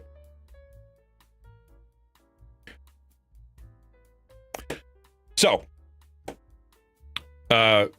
this has been a thing where apparently I haven't been really paying attention, because I tend to lean away from individual stuff because I don't like gossiping, and I don't know Tyler. I don't know Ninja. I'd be cool if we had a conversation and I was able to say, this is what he's going on in his life, and this is what's happening, and this is where his faith's at and whatnot, and he let me share. That'd be great. But I don't have any of that, right? I only have what is released in the news and what he says on stream. Right. And so it's we're just kind of going with that. But so why am I bringing this up now? Basically, it's because it came up in the news. It came up in stream yesterday, and he's talking about his faith, which is a big deal.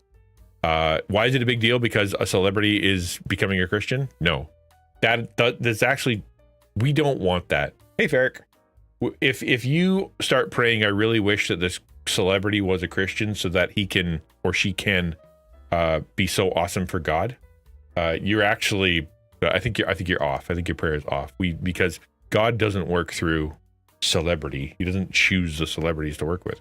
He chooses people who aren't celebrity on purpose. It is harder for a rich man to enter the kingdom of God. Why? because they have so much going on. So it's actually really hard for them. And because they have influence, they're actually set up for a lot of failure, a lot of difficulty. And a young Christian showing up, not knowing what they're doing, not knowing what to say, not knowing anything, is going to get themselves in trouble and get others in trouble with their faith. Like, don't pray for celebrities to be saved so that they can be great evangelists. Pray that they're saved so that they're in heaven, because as an individual, they matter to God. Okay? That's what I'm not saying. Pray that they become a Christian, but so that their souls are saved, and so they can, do all their faith stuff, not as a celebrity. Having a celebrity become a Christian isn't the be all end all. Won't that be wonderful? That's not how that works. Ukulele says, one of the issues with Christian music celebrities is that they often join the industry so young, and soon they get on stage are expected to be a role model inspiration. Same thing with, I think a while back, remember that porn star who was on some podcasts or whatever talking about how, kind of on the side of the bad people on the OnlyFans. And then she became a Christian, deleted her OnlyFans, or didn't delete it or changed it or something, deleted all of her videos, and then started talking about her faith and talking about her life and talking about her life changes, talking about their priorities, throwing things out. I remember watching something where she was like throwing things, like donating all of her clothes because they were just like not things she wanted to wear anymore. And I had two distinct reactions to that. One side was good for her. Cool. Well done. And for trying to clean up your life, and that's a big deal and neat. The other side of it is I was like, as a pastor, I was kind of freaking out. Hey, Floofy Monster. I was basically like, don't do this on video. Don't be having your discipleship process and your process of connecting to God and changing your life and doing all these things. Don't do it on video. Don't do it for video. Don't do it because you want to represent God well. Do it in the closet. Do it in private. Do it away, man. Don't do it up front, because A, you're going to get in trouble. B, you're setting yourself up for failure. C, you are inviting spiritual attack. You are, and your heart is going to be askew because your priorities are going to be whacked out. Your priority can possibly stay straight if you have, if you're like, I want to talk about my faith and talk about God and how things are doing, and I want to make sure everybody sees it and I get clicks and links and ad revenue for it. That can only go bad. Those things are really difficult. It's cool that she wanted to be authentic, and I believe that she was trying to be, hey, I'm an online person. That's what I do. I share things online. Part of my life. It's not anything weird. But as a new Christian, my thought, or as a pastor, I'd be like, as a new Christian, just take a break. Take a sabbatical. Don't post stuff. Go to church, take a class, hang out with some Christians. Don't do anything online for a while. Get your head right. I think Justin Tim, the Canadian one, the Canadian Justin, he's going through some stuff right now. He's kind of known as someone who's been struggling with faith and freaking out and whatnot. And I think he's trying to do a lot of it behind the scenes, right? Yes, he's making some weird decisions and has some rough stuff. And we can't possibly know what it's like to be him. Bieber, that's him. Yeah. We can't possibly know what it's like to be him, but it seems like, reading between the lines, he's trying to do this stuff offline, trying to make the fight offline. And he's really sick of when the online stuff gets in his way and gets between him and trying to change his life. That's, I think, the right way to do it.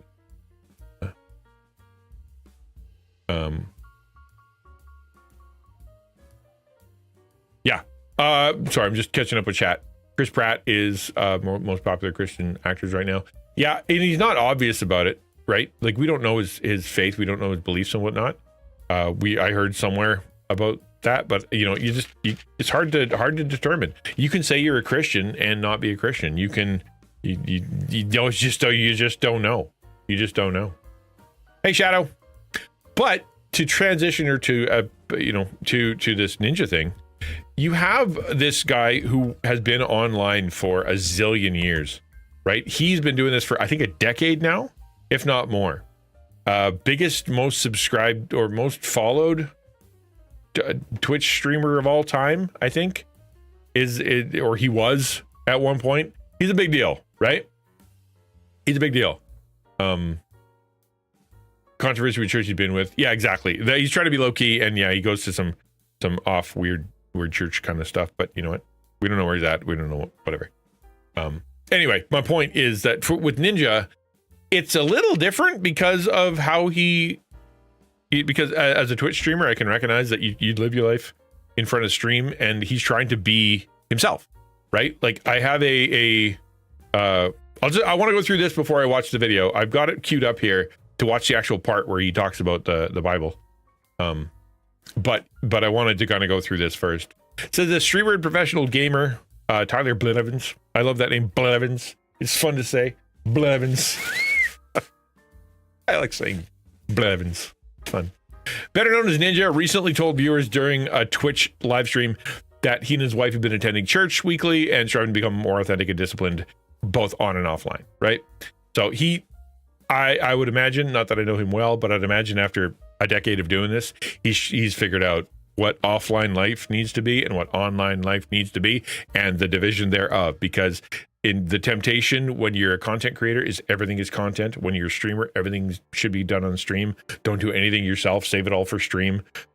Just live there, because the longer you're on, the more viewers you can get, the more stuff. It's always hard to come up with hours of content. It's really tough. Do everything for stream, right? And so he does that. He's on for hours. He's doing crazy stuff. But eventually that burns out. You get more mature and you realize you need to be able to have a two lives, the online life and the offline life, and they need to be able to be distinct. I imagine he's learned that. And so every now and again, the offline life leaks into the online life and vice versa. But so this is, I think, what you're seeing. Ninja's like, part of my life, I'm going to church now. But he's not like, and here's how to be a Christian. At least I haven't seen that part yet. He's just kind of talking about it from his own perspective. This is how I am a Christian. This is the thing I'm doing right now and working through. Right? Hey, coming in. Hello, sir. Welcome to the stream. How's Donut today?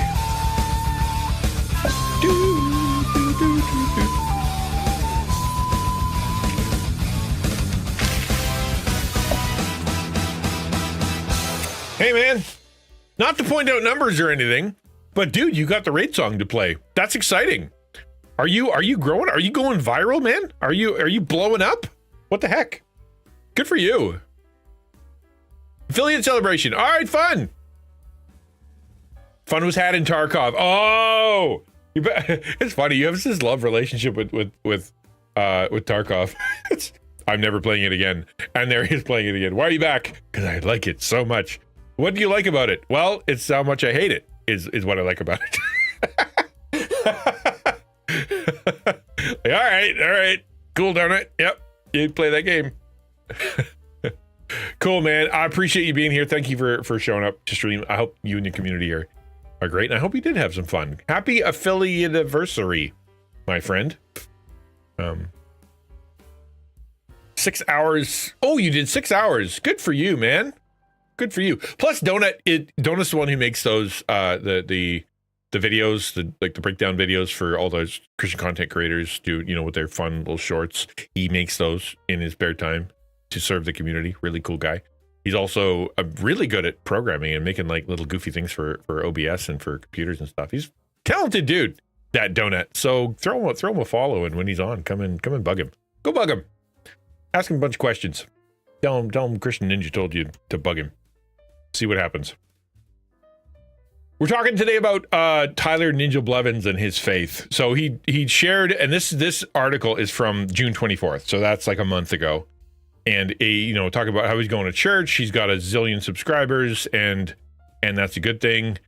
He said, "I'm just trying to be a better person, dude. Trying to walk the walk, not just talk the talk," which is good because hypocrisy bad. March, Blevins made headlines declaring Jesus is king to his followers. It's really funny because I watched that back in the day, and then he was like cussing up a storm. I appreciate that. Thank you so much, Ninja. I thank myself. Thank you very much, Donut. Stupid. Thank you, me, for being me. You know what? I'm just gonna take a minute just to thank me for being me, because of how great I am for being me. Good job, me. Thanks. Cheapers. Yeah, so I watched that a little bit, and it was really funny because since then, he you just kind of see the rough edges, right? He's still working on it. And that's how the Christian life works. That is very normal. Very normal to go, give me one sec, Donut. To go from, I became a Christian and I'm still fighting with all my stuff, right? Like you don't immediately become, a saint. You are still working on life, like all the habits you had before, swearing or the coping mechanisms you had and things like that. Yes, God's working on them. Yes, you got conviction. Yes, things are changing, but it's not going to be night and day. And so you can kind of watch someone go from, their old habits, but then being like, yeah, I probably shouldn't have done that, to becoming more mature. And that's just part of the system. We can't expect a new Christian to act like a 65-year-old, elder in the church. Doesn't work that way. Yeah, I heard that Ninja's brother was a youth pastor or something. Yeah. Yeah, exactly. New Christian. Even if you don't think Jesus is king, don't judge me for it, and I won't judge you for it. I love you all no matter what. And in the chat, we respect all religions, all people. Someone who has no religion, we love everybody, dude. And that's where you're going to be. That's about the best you're going to get. And that's what we did here. The last video, one of the last videos I did was a dude who came into the chat and was like, I'm a Christian, I'm a homophobic, and therefore, what's your deal? Why do you have that chat rule? And the implication was, as a Christian streamer, I should be, more grumpy with people that have different beliefs than me. And the way my response was basically, I don't do that, right? If this is our first touch when it comes to a conversation, I'm not going to jump down your throat. I don't know you. I don't know what you're talking about. And I'm reading text, which is easily misinterpreted. So no, we're going to be open. We're going to be vulnerable. We're going to be talking. We're going to be willing to listen on this channel. Let you explain, share my heart. But what I'm not going to do is to love. Right, I'm gonna love them, but what I'm not gonna do is all of a sudden start jumping down your throat because of your, because you posted something about something. I want to know. I want to talk about it. And I think that's a good heart. That's a good heart. This is a really good thing to say. We're respecting everybody. I can respect you without agreeing with you. Right? I can love you without agreeing with you. I can even participate. You can come and participate in chat, and we can have fun together without me agreeing with you. That's okay. When it comes down to it, do I think that's the most important decision that a human can have is what they do about Jesus? Yes, absolutely I do. Will I bend on that? No. But I want to do this in conversation, and you won't care unless you know that I care about you, right? Blevins told his audience last week that he's reflecting on his past behavior. He says, I find myself being hypocritical a lot of times, and I don't like that about myself. I also look back at a lot of things that I did in the past. Now, listen, I'm not saying I regret the things in the past. Obviously, there are things that I do, but I can't keep trying to better myself and try to live biblically, and also, in the meantime, tell somebody I could buy their effing bank and foreclose their house. Yeah, probably not. Yeah. That's a good point, right? And this is the struggle. I love it. I love that, right? I look at my life. I see that I read the Bible. I see my life doesn't line up with it. That makes me feel yucky. I look into the past and I'm like, I can't change any of that, right? I can't. I think he should regret some of it. He should be able to go, I made bad decisions, and he should probably work towards reconciliation and repentance towards, if he did really hurt people and do things. But if he was just being dumb and he said whatever, yeah, let it go. It's the past. It's gone. According to God, that sin is washed away. Unless you've actively hurt someone and you need to fix that relationship and do some reconciliation stuff, then yeah, let it go. Totally. But at the same time, yeah, if you can't be a Christian and also be a tool, you try not to be anyway. And you'd be a D-bag, shall we say, if you in one side of your mouth was saying that you love God and love people, and the other side of the mouth you were threatened that you saying how awesome you are and how big of a deal you are and how great you are. Jesus is king does not connect well to I could rule you, I could destroy you, I'm so powerful. You can't have both. You can't be the king who can foreclose someone's bank and destroy their world because you're so powerful, and also claim Jesus as king, because Jesus wouldn't do that. You are not working for Jesus at that point. You're claiming yourself as king. Those are two very, very radically different views. The problem is with the word pin, acceptance and love as equal. What? The problem with the world is the pin, acceptance and love as equal. I don't know what that means. Which leads to an interesting paradox. If you don't accept the behavior but accept the person, it's proof you hate them. Yeah, that is one of the things people struggle with. Is that I can disagree with you and love you. I can disagree with you, radically disagree with you, and still be kind to you, right? It doesn't jive with a lot of people that you can disagree vehemently with someone and yet still at the same time love them, respect them, want the best for them, and not want to, it's hard for people to process. It is hard for Christians to process, right? We have our time with that. It makes us sad and angry and scared for that person. We don't want them to, hurt. We don't want that. We can see their life falling apart and we want to jump in and, yell at them or pull them back or lock them in the basement. And you just can't do that, man. But you can still love them. The candid remarks came in response to fans' comments in the stream. One follower wrote, "Ninja giving his life to God is the biggest streamer glow up ever. Congrats, brother. Welcome." Glow up. That's funny. Blevins responded, "Thank you. Kind of hard to even think about my time when I wasn't, you know what I mean? When I wasn't what? A Christian? Oh, as in things have changed a lot. I would imagine it means things have changed a lot. And looking into the past and who I was before, I don't even know that person anymore because I've changed a lot lately or in the last year or so. That makes sense if that's what he meant. Well, you want to affirm them and accept them to feel love, then you cross the line. Possible fake love. Yeah, exactly. I can't love and accept some of the things you do, but I can be patient and love you. I can be around. Jesus was the greatest example of someone who hung out with sinners, was never affirming sin, but at the same time, the sinners were seeking him out because they thought he was so loving to them, right? The Pharisees, no sinners were seeking them out because they were towing the line and judgmental and horrible and miserable and punishing and whatnot. When Jesus was here, he could have, he was without sin, cast the first stone. Jesus could have cast the first stone. He was without sin, but he didn't. And in that way, we get to reflect Christ in that we know we're sinners. We know we're hypocrites. We know we have struggles. We know that we came from somewhere. And that person, so we love them. I said this before, but I'll say it more briefly. And that is we don't want to add to their punishment because if they are condemned to hell, they're going to be plenty punished, Eternal fire for all eternity is plenty. We don't need to add to it. Or if they are a Christian, if they become a Christian, we don't need to add to their punishment because Jesus took all of it, right? Jesus took the entirety of the weight of the wrath of God for the sin that they committed. We don't need to add to that. Our job is neither to add to hell nor add to the crucifixion. So therefore, how should we respond to someone's sin? But we shouldn't be adding misery to them. We should be adding grace, right? We love our enemies. We do good to those who persecute us. We serve them. We walk an extra mile with them. We're generous to them. Why? Because we want them to know that God loves them, as opposed to know that their sin is bad. The Holy Spirit can convict them. Yes, if asked, we say, right? Yeah, sin is bad. But at the same time, it's not our job to punish. That's God. That's up to God.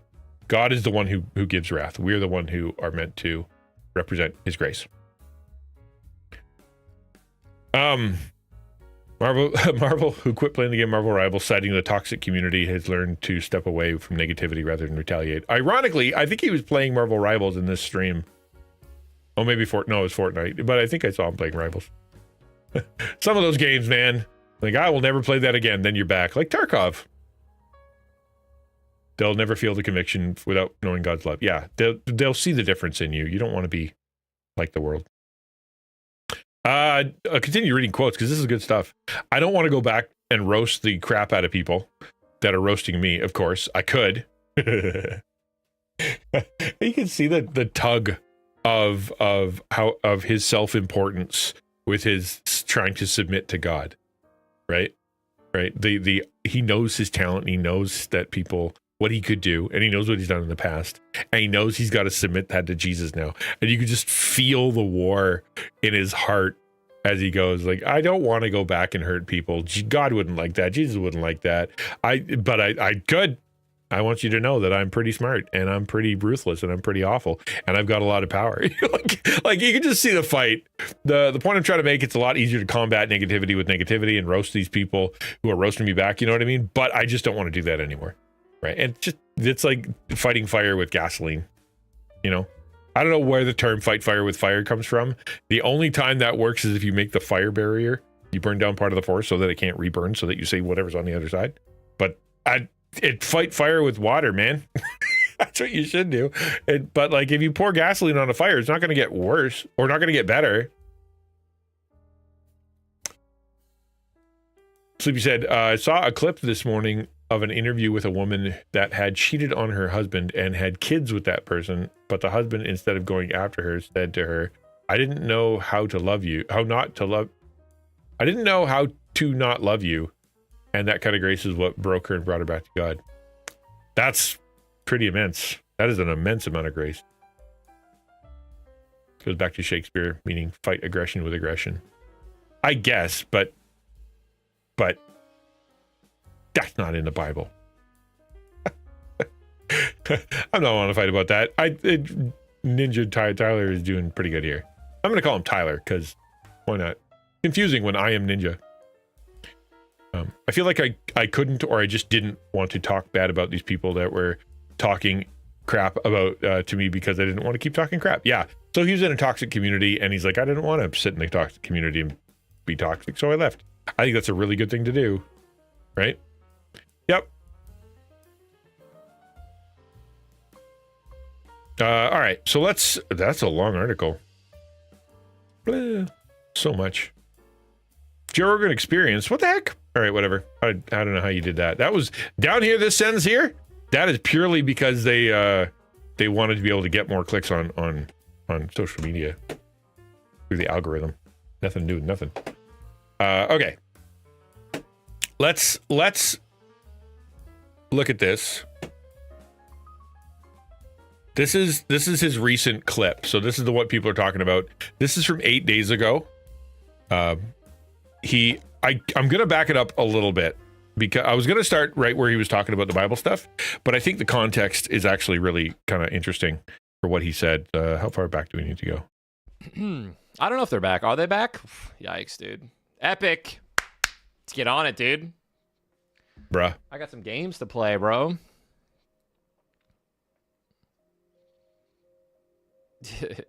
I don't even know what I'd do if I played Rivals, bro. I feel like I just get berated instantly. Yeah. Okay. So Rivals is still or not. You know, let's get some positive energy. This is where I want to start. Positive manifestation. If I got back on Marvel Rivals, the community would be hopefully excited to see me, and they would be really grateful and happy and nice. Smile. I think him and I would get along, man. That vibe is so good. Positivity, dude. Positivity. There was the grin and bear it, because the concept of manifesting is I know that's a reaction that Christians who understand sort of the where that comes from, the shack, I think it was from, or from some other book, the spiritual laws thing, where you the secret. That's positive manifestation, right? That is not what he's saying. At no point do I think that is what he's saying. I think what he's using those terms in order to say that, listen, instead of me doing, what I would do before, which is just sink into negativity, which is what he's fighting it right now. You saw the fight. He's like, if I were to jump into Marvel Rivals right now, they would be so mean and everybody would freak out. They'd call me names and people in the chat would be mad at me. And then he's like, no, I'm going to make this positive. I'm going to make this less about negativity. I'm going to manifest, which is what he's doing. I'm going to make this positive by saying it a different way. And then he's like, if I were to jump in there, they'd be happy to see me. Things would go well. And that's totally fine, right? That is him just choosing to see the other side of the coin. And I think that's great. That's very mature. There's a great he's that big motivational speaker. He looks like he could, he looks like he eats protein for breakfast, lunch, and dinner, just literally scoops powder into he's that motivational speaker. You guys know what I'm talking about? He's like 6'4", 6'5", absolutely jacked. I think it's Tony Robbins, yeah. And he's in a room with Theo Vaughn on that podcast, and he's like, let me tell you something, man. I want you to look around the room and point out everything that you see that's red right now in your head. Look around, okay? Grab everything that's red, okay? Now, how many things were yellow that you saw? And he's like, none, man. He's like, it's because you were looking for red, right? That's how your brain works, bro. So we gotta manifest positivity, dude. We gotta start manifesting, chat. We manifest positivity. Okay? You only speak kind things about yourself, and you speak things that you want into existence that you want to happen. Okay, so I can feel the conservatives in the crowd going, "He's using the word manifest. I don't like that." Listen, 1 Corinthians 13. If I speak in the tongues of men and angels, but have not love, I'm a noisy gong or a clanging cymbal. If I have prophetic powers and understand all mysteries and knowledge, and if I have faith so as to move mountains, but have not love, I am nothing. If I give away all I have, if I deliver my body up to be burned and have not love, I gain nothing.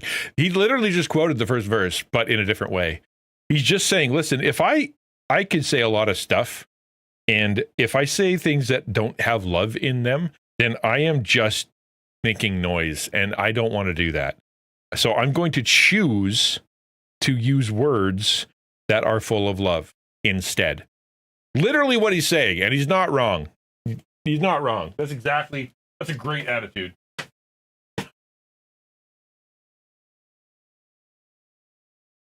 We learned that motorcycle class. People are looking for cars, not motorcycles, so don't assume they see you. Yeah, my dad drove motorbike a lot, and he's like, you're invisible, man. People do not see you. We're going to have a great day if we play Marvel Rivals. We're going to have a great day if we play Fortnite. Everyone's going to be so kind and happy. And I mean, I'm probably not even going to enable voice chat, so that's a W. That's so funny because I understand this. And I don't know if I don't want to, I'm reading into him stuff that's from me because I do that to myself. I will say positive things, even though inside of me is screaming the opposite. I'm going to say positive things, and I'm going to make it so that I try to believe those things. Yes, exactly. Speaking things into existence bugged me. Exactly. The terms he's using are not great terms, and they're definitely charged with some not Christian stuff. Remember, he's a brand new Christian. I assume he is. Let's go with he is. He's a brand new Christian. He's working through stuff publicly, talking about stuff on the fly. And he's trying to do it in a funny, interesting, entertaining way, while at the same time remaining authentic and trying to be ironic. And I think all of that stuff is coming to play. And so if you divvy up every single word he says and take it as this is exactly what he means and word for word, but if you read it as he's trying to be interesting and trying to be funny and he's trying to be normal and teachable and sharing and whatnot, and to do that, he's coming up with these words. Because maybe he watched a video about it the other day kind of thing, and that's just what popped into his head. I think we could be much more charitable with this. Yeah, exactly. I don't think he should use the Christian tag just because he's a Christian now. I think what he should do is continue to do the job as he wants to do the job. If he wants to put a Christian tag in, let it be for the right reasons. But I don't think a Christian should necessarily have to put the tag in. I think Love Thy Nerd is a great example of a group that decided. No, was it Love Thy Nerd, or was it Susie? One of the two, who basically said, I think it was both. Love Thy Nerd said we're not going to use the Christian tag because it has too much baggage, and we're trying to reach people, and we don't want to deal with the baggage. And then I think it was Susie who's like, I'm going to take some of the mod stuff off of my chat because I want people to be able to share more openly without getting blocked, and we can deal with the adult language because I'd rather connect to people than have them keep typing things into their chat that they don't know that they're struggling with and then they just leave. So yeah, sure. It's your stream and that's not a bad thing. All right. Have fun, Snark. So there's no way for me to have a terrible day if And people get it, right? People get it.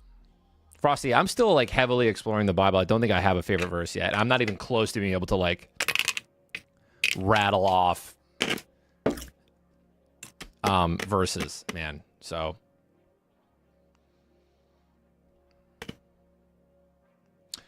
hold up though. I love that, what he just said. And the reason isn't because, oh man, that he doesn't even read the Bible. How can you not have a favorite verse? I mean, you're not even John 3:16. You just got saved. Come on, right? I think that was super humble. Like, man, I'm still learning. I don't know. I'm just reading it, man. Like, if someone asked me to, like, what's your favorite book, and I'm like, I like Lord of the Rings, and they said, quote it. I don't know. I don't know any quotes. I can't do it. I don't know what to say.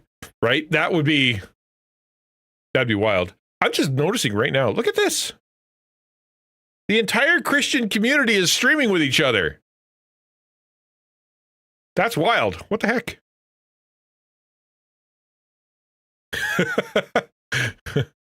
I never get invited to anything. I must be a jerk.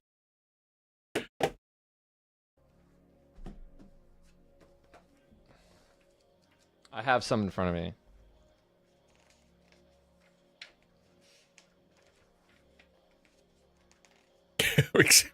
Exactly.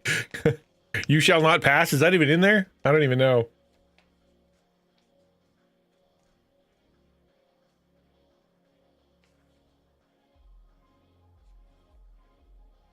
One second. Although one of my favorite responses to that is it never happened in my whole life, but I'm waiting for it, for me to say, when I say my favorite book is Lord of the Rings, and then someone goes, and actually that's $3, and I get to say, actually it's not, it's 6 or 5 or 6. I think it's 6 because it changes books halfway through one of the books.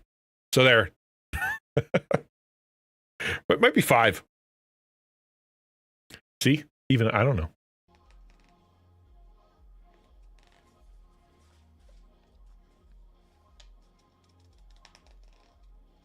One novel in 6 books published in 3 volumes. So there you go. It's all of them and none of them. It's like the Trinity. Okay, so this is the one that stuck sort of, with me the but most. not really. Matthew 6:24 says, no one can serve 2 masters. So I have a daily devotional, No More Excuses, 90-day devotional for men, from Tony Evans. And this is the one that kind of messed me up the most. It says, no one can serve 2 masters, since either he will hate one and love the other, or he will be devoted to one and despise the other. You cannot serve both God and money.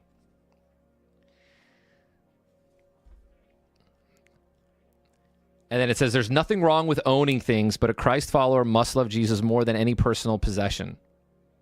Jesus said, in the same way, therefore, every one of you who does not renounce all his possessions cannot be my disciple. Luke 14:33. Now, like, dude, that's so hard. Just for clarity, renounce doesn't mean give away, right? In the formal sense of you have to sit, cross-legged on a cardboard box behind the drugstore wearing only a paper sack. Like, no, that's not what that means. What it means is you have released ownership of them to God, right? You don't have anything. God can do whatever he wants with it, right? God want you to keep it and use it? Sure. Did God want you to give some of it away? Sure.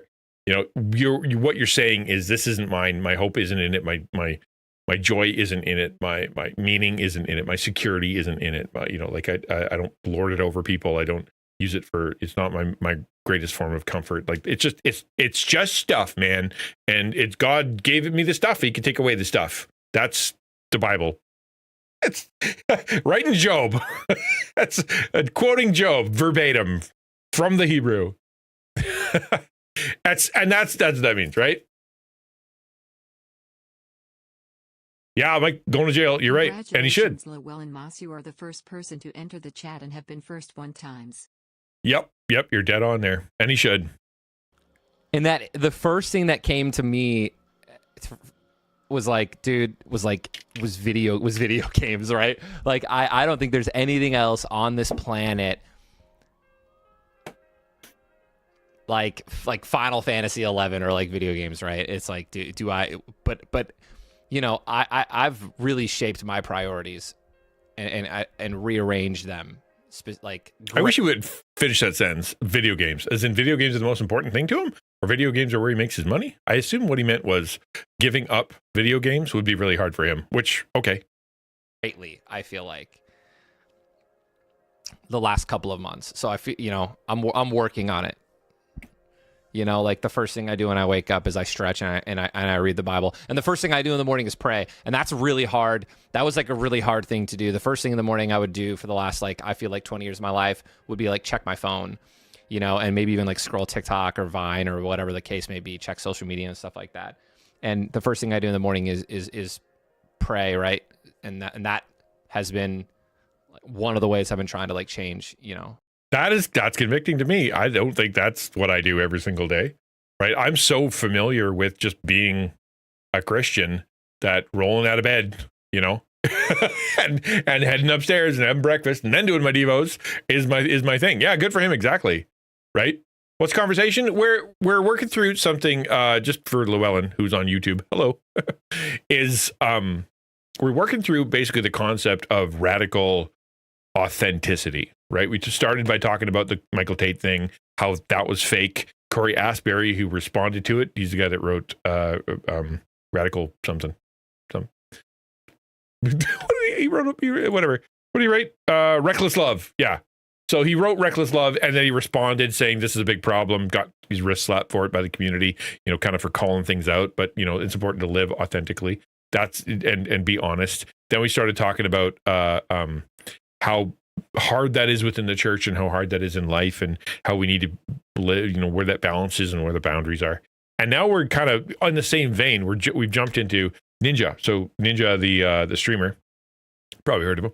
There he is has been talking about how he's a Christian since about March, or how he's been exploring faith and is now a Christian. And in this particular stream, which was 8 days ago, he shared a Bible verse, and then the internet exploded. It's so funny. Tyler Blevins read a Bible verse. Everybody freak out. And it is a big deal. Why is it a big deal? Because what he was before and the person that he was before and the priorities he had and the words that he said are radically different than they are now. You know, Tyler Blevins 5 years ago would not have done that. Right now he is. What's the deal? Why is that news? Let's talk about it.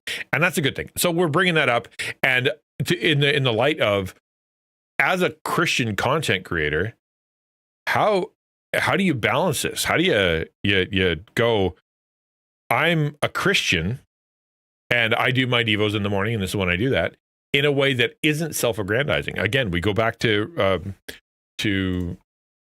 I'll read it because it's here. Beware of practicing your righteousness. Whoop, hold on, come back. What happened here? Bleh. Beware of practicing your righteousness before other people in order to be seen by them, for then you will have no reward from your Father in heaven. Thus, when you give to the needy, sound no trumpet before you, as the hypocrites do in the synagogues and on the streets, that they may be praised by others. Truly, I say to you, they have received their reward. But when you give to the needy, do not let your left hand know what your right hand is doing, so that your giving may be done in secret, and your Father who sees in secret will reward you. And when you pray, you must not be like the hypocrites, for they love to stand and pray in the synagogues and at the street corners, that they may be seen by others. Truly, I say to you, they have received their reward. When you pray, go to your room, shut the door, pray to your Father who is in heaven, or Father who is in secret, and your Father who sees in secret will reward you. Right? This is where my username comes from, XtianNinja. It's from this passage. And so therefore, is Ninja, when he said, I do prayers in the morning, breaking Matthew 6? No. The answer is no. It is difficult for a Christian streamer, Christian content creator, to share their faith in a way that isn't showing off, and it isn't like for content, and isn't meant to, I'm just trying to inspire people or whatever. It's hard to do. But I think if it's normal, like this is the important qualifiers, right? Beware of practicing your righteousness before other people in order to be seen, right? So the in order to be seen is what we were talking about before with Michael Tait, Corey Asbury, and all that stuff with Christian music artists, right? They want to be seen. And so they have film crews always around them. You know, we're going to go pray now. Come film it. We're going to go, you know, have our little circle and be super holy. So make sure you take a picture of that, right? And that is to be seen. That's why they're doing it, because they are Christian artists. They need Christian cred with Christian people, so Christian people will buy their stuff. And that is to be seen. That is the sin. Did he do that to be seen? No. He just brought it up in the middle of a conversation because it came up and he wanted to talk about it. There's nothing wrong with doing that. Same thing, when you pray, you must not be like the hypocrites, for they love to stand and pray in their synagogues and on the street corners. There are people who, when they pray on the stream, they do it as a show. Listen to how great I pray. Listen to how long I pray. I'm such a good prayer. And I pray for you, and I'm a good prayer. I'm prayed. Look at me pray. And other people, it's just, man, I need God's presence in this moment right now. And so therefore, let's just pray, do the prayer, move on. Or I believe in prayer so much, so I want to do that with you, and I want to model it for you, and I want to be able to, you know, us to participate in it together because it's a big deal. And I'm not doing it to get clicks. In fact, it's not working for me. It's working against me probably. And that's why I'm doing it. And so that your motivation is what matters. That's the most important thing. What's your motive? What's your motive? And I think, based on the little bit I know about Tyler and what I'm seeing here, his motive isn't bad. He's just sharing part of his life. I think as a content creator, when the camera comes off, that's when your integrity shines most. Exactly right. Who are you when no one's looking is who you really are. That is what it is. Who you are when no one's looking is who you really are.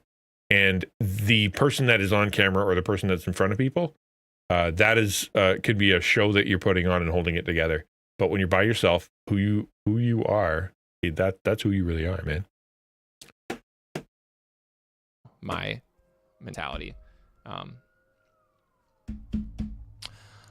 love you guys. Just to know that, of course, this is a place I know we don't always want to talk about like religion and politics and things like that, but I'm not trying to force this on anybody. Love you guys. We respect and appreciate everybody here. No matter what you believe, you're welcome. That's so. I'm not going to go any farther because I think we made the point. You could probably watch this whole stream, and I think he starts playing right away.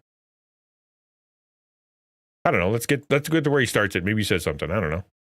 I think this is going to be a Marvel Rivals kind of a day. Stefano, thank you for coming a member, bro. He's jumping into Marvel Rivals. That's so interesting. He's like, because he left it, it was really gross. He felt gross at the beginning when he started. He's like, if I jump into Marvel Rivals, things are going to get yucky, and I don't want to do that. And then by the end of the thing, it's like he talked himself into it. It's so weird. Then he played Fortnite? What game are you playing, man? Where are you? I mean, I feel confident. It's so interesting. What a wonderful thing to watch as a guy actually literally fights with himself about what would be best in this moment for him, for the stream, for his faith, for his content. What a struggle. Cool. Very cool. You know, good for him. I'm very happy for him. It's such a struggle. Okay.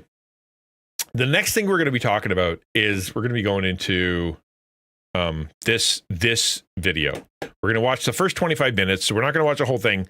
First 25 minutes. What this is Casey Neistat, who is old school YouTube, right? Old school YouTube. One of the OG viral sensations. He is on a Rainn Wilson's podcast, who he was in the office, and he talks about faith stuff and like life stuff. And it's kind of interesting. So the first 25 minutes, he basically talks about what it's like to be a content creator today, how to, the difficulty of the algorithm, difficulty of living in public, and all the rest of that stuff. And it fit really perfect with what we're talking about today. And so I want to watch this. We'll react to it. But what I'm going to do, it's 2:00, which means I need to get up and I need to take a little walk so that my legs don't fall off. And I need to get some food so that my food is good. I like food. Don't look like this without liking food. And then we're going to come back. So do me a favor, check out !web, and then do ! do a thing too, and choose someone in chat. This only works on Twitch. I'm sorry. It does not work on YouTube. That is a functionality I have not programmed in yet. But yeah, by all means, please do that. And I will see you guys soon. I'm going to leave some music playing. while I go do this, and I'll be back in a short period of time. I'm also going to run an ad, so it'll be 3-minute ad, and then I'll be back probably a little bit after that. All right, see you guys soon.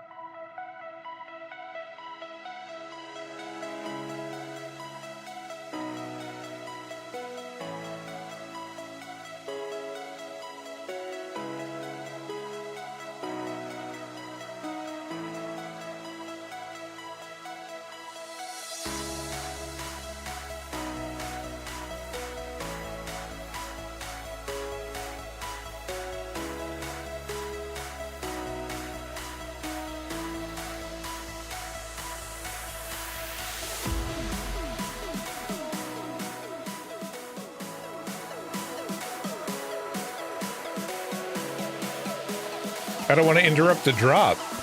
Let's go.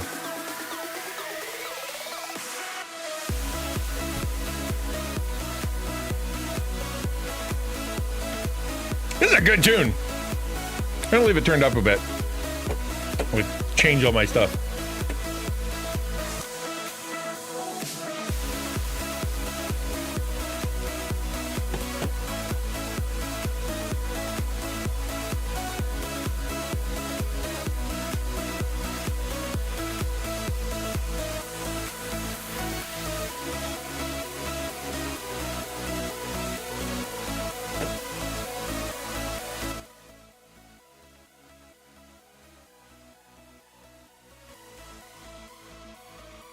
And 3%.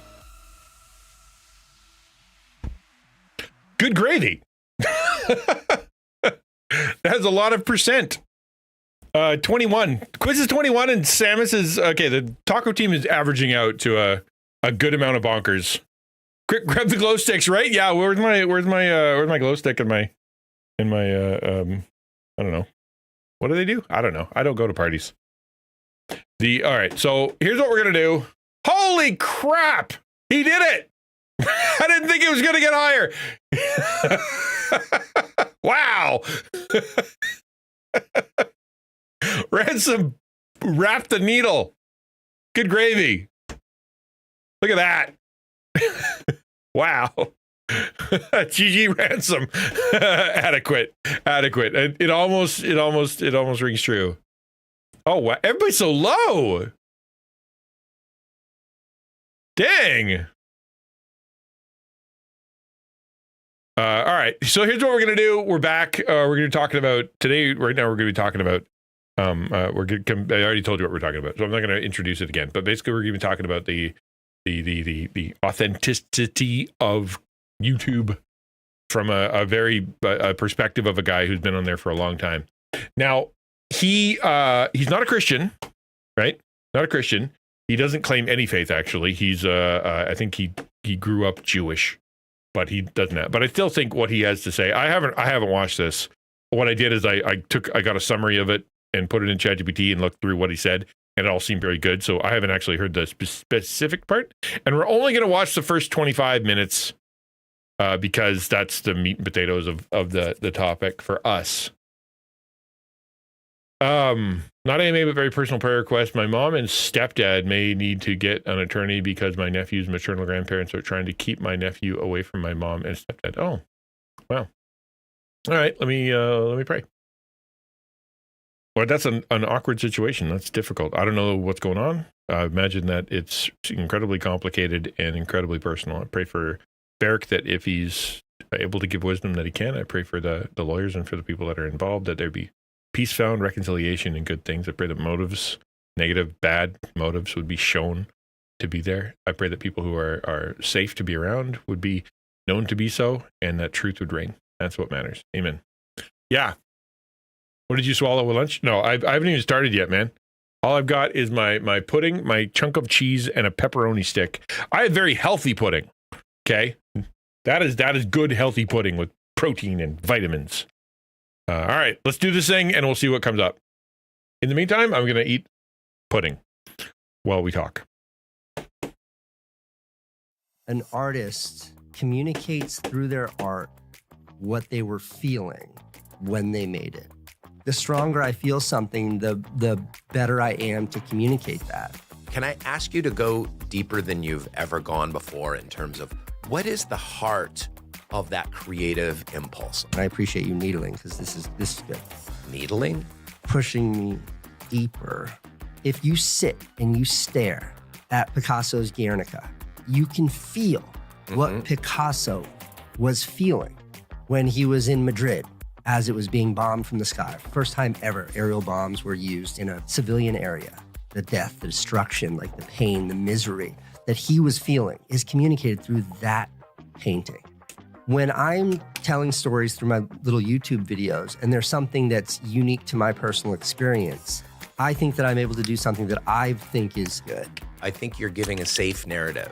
This podcast got way more like deep. That's called Soul Boom, motherfucker. No, What the this fuck is do you what think we're Apparently doing there's here. language. Warning, language. Hey there, it's me, Rainn Wilson, and I want to dig into the human experience. I want to have conversations about a spiritual revolution. Let's get deep with our favorite thinkers, friends, and entertainers about life, meaning, and idiocy.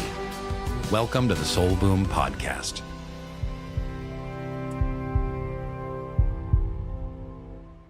So the reason I really wanted you to be on Soul Boom is, and I truly mean this, you're one of my creative heroes of all time. Like, the amount of beauty and truth and innovation that you have put out in the world over the last, let's say, 15 years is staggering and has inspired millions and millions of people. I'm not saying this to kiss your butt. The reason I'm saying this is, for me, and, you know, from my point of view as, you know, in a silly Soul Boom. way, I just want to respect the setup here.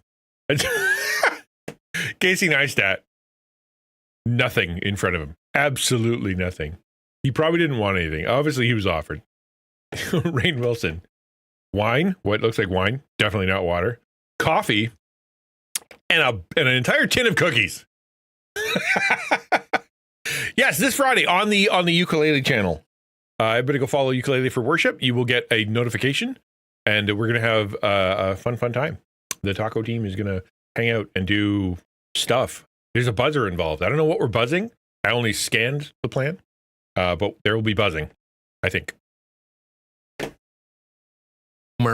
Is that creativity, to me, is a spiritual impulse. It is an emulation of the divine spirit that courses through all things. When we took a vacation once to New Mexico, and it was called Bear's Ears Monument, or Bee's Knees Monument, or Bear's Knees Monument, or something like that. And there's like all these rocks, and you walk around, and this guide took us to these ancient cliff dwellings and artwork. And he had this whole, he was native guy, and he had this whole history of like these incredible drawings.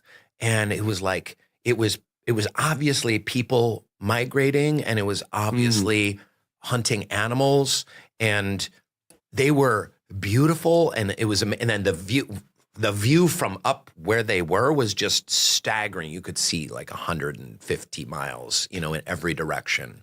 And I just was filled with like, holy shit, humanity. Like, as long as we've been around, we've needed to and wanted to express things through figures, through metaphor. So that actually is he's touching on a point. It's funny because he's getting around a point, but he's not nailing it. So I will nail the point. Sam and I are in the same line. We create because we were created by a creator, and we reflect that creator through creativity. Eat that, take that, put that in your pipe and smoke it. That's actually the first chapter of the Art of Digital Impact book. I'm pushing my book today, baby. Let's go. Are you allowed to create? The question is, are you allowed to create? Because some people don't think they are. Is everybody allowed to create? Are they, why do we have this impulse to create and put things out there and show our art and show things, put it on the wall? And why is that so big for us?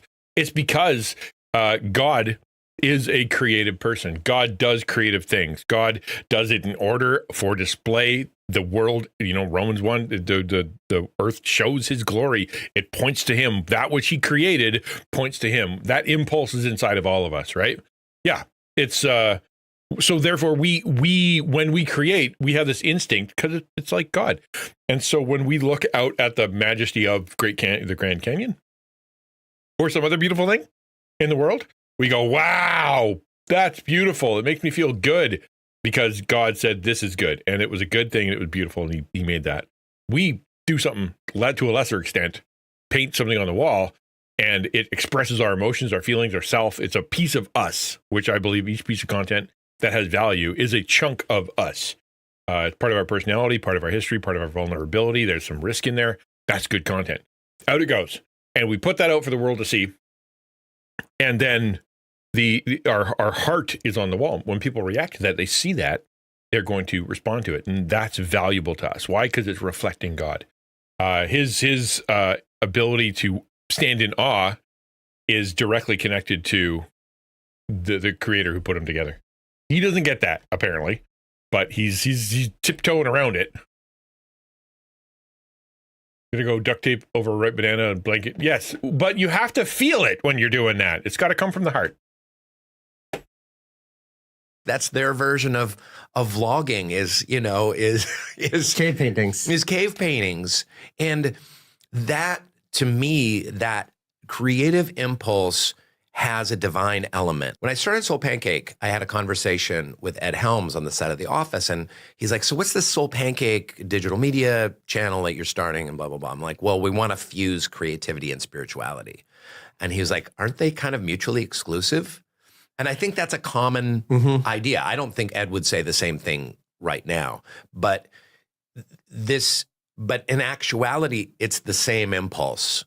It's the impulse for transcendence. It's the impulse to connect, to express, to strive. Let me ask Chat a question. He said that it might be antithetical, as in those two things don't work together, creativity and faith. Why do you think he said that? There's no part of me that would ever divide the creative process and the beauty of creation with something that's not divine, sparky, bigger than humanity kind of thing. So I'm trying to figure out why he would have come up with a conclusion that he would separate. Spirituality and creativity. Yeah. I've never heard that before. Maybe in his mind, and this is the only thing I can kind of come up with, is creativity equals money and influence and power and popularity and all that stuff is directly connected to creativity for him, right? But when I create, I want people to watch. I want to make some money. I want to be able to do it. I want to be, whatever. And so therefore, that sounds really wrong compared to the faith, which is meant to be humble and it's meant to be sacrificial. It's meant to be, like personal. And so therefore, it's not any of those things. That's the only thing I can kind of think. To make the connection, maybe opposite. I don't know. Yeah, need to be spiritually connected to the universe type thing. The question. I understand why it's connected, but like, how do you disconnect it? I don't know what he could have meant. What is the heart of that creative impulse? Like, can I ask you to go deeper than you've ever gone before in terms of what it is to create something, where that impulse comes from and why? I can try. Thank you for the kind word. Yelnick says, I find a lot of folks consider people with faith as mindless sheep, lacking even enough creativity to be able to deal with the reality of life. That's actually, you know what? That probably is a good point. And hello, Yelnick. I'm sorry, I took a big bite and then I started talking. That's my last bite. It won't happen again. That maybe the idea of authentic art is it could be divorced from the inauthenticity or the fakeness of religion, right? It's just a bunch of people who are trying to steal your money. It's just a bunch of people who have a 1,000-foot crutch. Just a bunch of people who can't handle life. And so therefore the idea of them trying to be honest through art or creative makes no sense, because they're all a bunch of dumb rubes who are either being manipulated or a bunch of people who can't function in the real world. So therefore, how could they possibly make art? Maybe, I don't know. But yeah, if they see Christians specifically as people who has the dumb a lot and people who are too easily manipulated, then they wouldn't be able to be creative because they're just too dumb, right?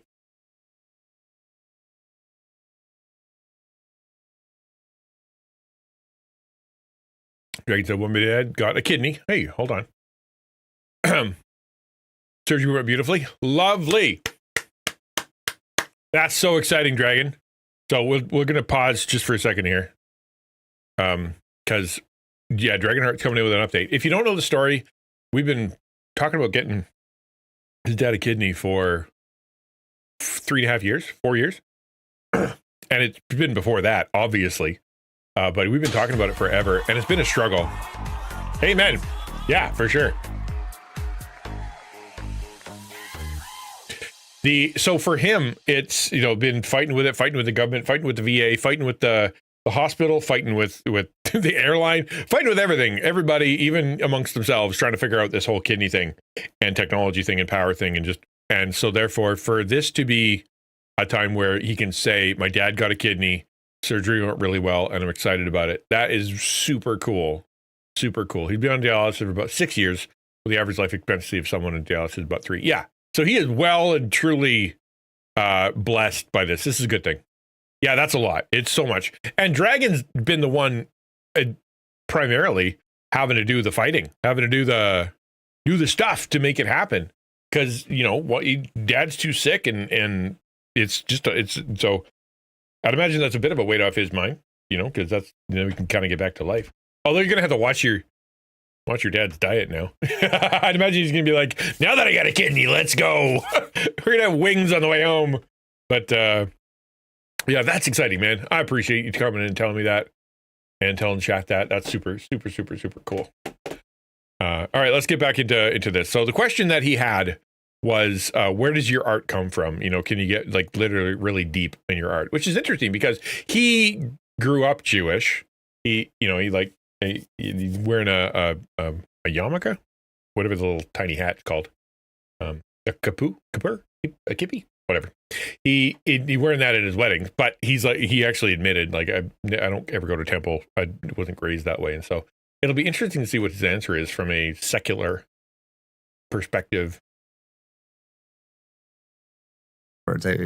It means a lot. It always does. But to answer your question, okay, I learned this idea from my brother Van. I don't know if this was his or he learned it from someone else, but I'm going to credit him with this because to me, this is the best distillation of art, the creative process, which is that an artist communicates through their art what they were feeling when they made it.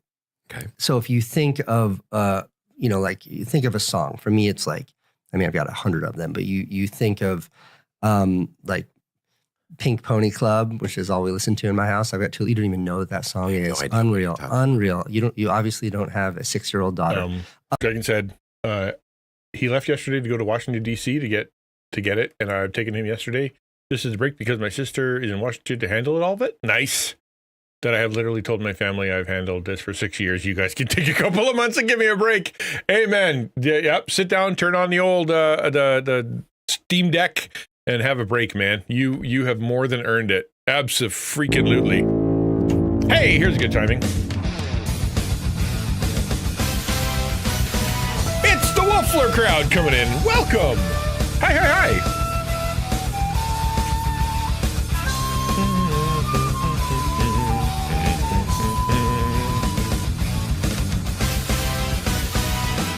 Hello, Guppy, and hello. Good to see you, man. Welcome. How's life? How's stuff? How was stream? What were you up to? Let's get a shout out for my guy. There he is. Worship Wednesday. Need prayer, looking for hope, struggling with addiction. Join us in high definition prayer. High definition devotional. Is that what that is? You do devos in the HSD possible? That's rad. Thank you for coming by. If you don't know who I am, I'm XtianNinja. Mission here is to build community and love on people, to bring together the lost, the lonely, the disenfranchised from around the internet and on Twitch into a community that can love them and support them and take care of them, and to bring them into the Discord where we do that on a much broader level. I'm also the executive director of the Alliance for Creative Outreach, which is a group of Christian content creators, the network that we train and we help and we bring together so that we can love them, right? We want to make sure that Christian content creators get the love, respect, and affirmation they deserve because they're putting themselves out there, man. Today, we are talking about radical authenticity.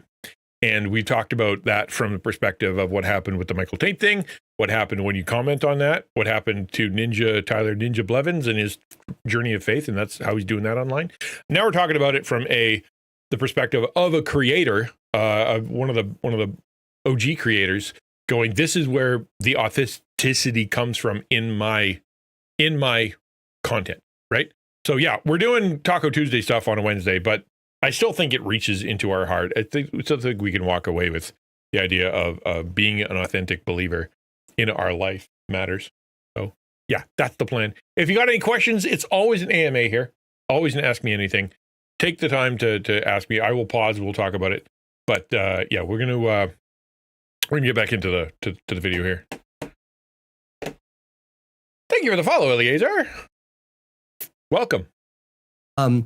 Nothing Compares to You. Not Prince, Sinead O'Connor. Okay. You don't know that song? I do. Of course I do. Okay. You listen to that song with headphones on, you feel the emotion. The emotion of breaking up with someone, of ending a relationship, is communicated through this artwork that is a 4.5-minute song that Sinead O'Connor is singing in such a profound way that when I'm listening to it, 30 years, 35 years after it was recorded, I can feel the exact emotions that she had when she wrote that song. Mm-hmm. If you sit and you stare at Picasso's Guernica, my favorite painting, if you stare at it long enough, you can feel what Picasso was feeling when he was in Madrid as it was being bombed from the sky. First time ever aerial bombs were used in a civilian area. And the devastation that he was witnessing, the death, the destruction, like the pain, the misery that he was feeling is communicated through that painting. And I think, with film can do this uniquely because it touches on so many of the senses, your eyes, your ears.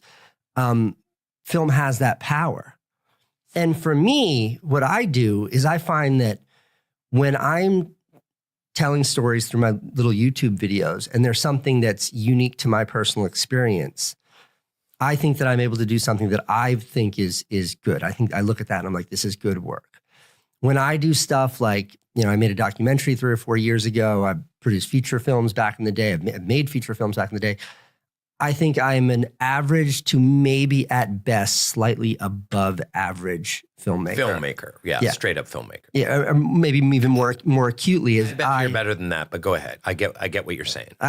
More acutely, like I used to make a living directing television commercials. And the irony was agencies and brands would see my videos, YouTube videos, or the work I was doing for the New York Times at the time, and they'd be like, we want that guy. And then they would hand me a script, they would hand me a storyboard, and I would have to execute their vision. Again, at best, slightly above average, in my opinion, mediocre work. Yeah. And it wasn't until like Nike was like, yeah, sure, you can take this meaningless, tiny little budget and go make something on your own that we have no input on, that I then made Make It Count, which completely changed my relationship in advertising. That was a video that was purely me trying to communicate a feeling that I was uniquely feeling through a video. So for me, that's what the creative process is. And I think that like the stronger I feel something, the better I am to communicate that. It's why like maybe, the favorite video that I've made in a long, long time was last year. And I made another one this year that I'm super proud of. It's great. But last year I made a video about what it means to like break 3 hours in a marathon. The video has nothing to do with running. The video has to do with the fact that like, I had this pursuit. My leg was broken and rebuilt out of metal. The doctor said you'd never run again. And I was like, I'm going to break 3 hours in a marathon. And then it took me 17 years and 25 attempts to get there. And the reason why like I love that movie so much is because for probably 21 of those 24 attempts at breaking 3 hours in a marathon, from miles 16 to mile 22, I was fantasizing in my brain that I get to make the movie. I get to tell this story. And then I get to mile 22 and be like, you didn't do it. No. So that's super interesting. The way that he talked about that, first off, Dragon, luckily this should go a lot faster now. Yeah, because now you're on the list, things are going, that's really good. I'm excited. And diet, of course. But I'm glad you get a break, man. That's exciting. Really, truly. It's really, really exciting. But what Casey was talking about there, when he was saying, it comes from the heart and it comes from a place. As I'm doing the thing, I'm thinking of content. It's interesting from my perspective because I struggle with that. It's a struggle. It's not a good thing. It is like, for example, I think this is going to be fun for me to do Lego tomorrow. It's not Lego, it's mini blocks that does something cool. And I think it's going to be fun, but I don't think it's going to be very good content, right? So that the argument in my brain is, why are you doing that if it's not good content? And the answer is because I want to do something cool with the people I care about online, right? Same thing with when I'm pouring a coffee this morning. Great example. Pouring a coffee. And the first thing I did it as usual. I'm making the coffee. It looked very cool. And I poured it, and steam wafts up from the grounds as I pour it in there. And I'm like, that looked really cool. And immediately I'm like, I should record that. Do that again, record that, put it on Twitter, X, and tag Dragon Roast. You let them know, Dragon Roast, that yes, I'm still on Team Dragon Roast. B, I'm sharing something cool that I actually like, that I think looks neat with people. So therefore, and it was, did it add to that? Me sharing it with others? Did it add something? Because I'm hey, look at this cool thing that I did, and I think it's cool, and look at that. And I think I filmed it pretty good. Or was it taking away because I wasn't actually able to be in the experience? I think everybody who's gone on vacation it struggles with, do I take a picture of the vacation, or do I enjoy the thing I'm doing? Do I take a picture of what I'm doing, or do I whip out my phone, take a break, and try to line up a shot? Do I this majestic thing that I'm looking at, do I want to look at it through a tiny screen, or should I just enjoy it? What am I going to do with this picture later? Like that kind of stuff. And it's always this toss back and forth. Some people live the entire vacation through their screen. They didn't see Disneyland. They saw a video of Disneyland as shot from 6 inches from their face. And that's just how they experience. And you kind of go, no, that's not the way to do it. But at the same time, if you're going through it and absolutely nothing, you're not recording anything, you're not taking a picture of anything, you're only living in the moment. Some people would say that's better, but is it okay to be able to pull that out? He's saying, and I think your point, ukulele, is saying, I also think there's something he's saying about that moment when it goes from, I want to tell the story, to I have a story to tell. Yeah. The question is, the motive, I self-aggrandizement of I want to show everybody how cool I am versus I think this could inspire someone. I think this could really encourage someone. I think this is a story worth telling because it's compelling and it has some emotional and sort of transcendental value that is beyond just the simple, look, I ran a bunch. Right. So therefore, I want to tell this story. I think that we as content creators, when we get that hit, like, well, that was really cool. I just had it recently with a project that I'm doing or working on for Reach, which is a personality test that will connect directly to the RPG roles, right, and skills and talents, and will create a customized like paragraph for you and what your role is and who you are, to tell you what your struggles and what your gifts are going to be, especially within the realm of a team, right? I want you to walk away from Reach and be able to go, yeah, I know my strengths, I know my struggles, I know I have value, I know that God created me with this, and I need others. Once you walk away with that, it's great, and I'm really excited about it. It's been motivating me, right? I've been like, this is something I really want others to do, but it started with just me sitting there being like, I'm just thinking about this. Oh, what if I, did a little sheet on myself to discover who I am, what I'm like, what are my gifts and talents, what are my abilities, what are my weaknesses, and I just kind of went, me and ChatGPT, back and forth, talking about my life, my stuff, my issues, and back and forth to come up with a 15-page breakdown of me, my personality, my gifts, skills, and issues.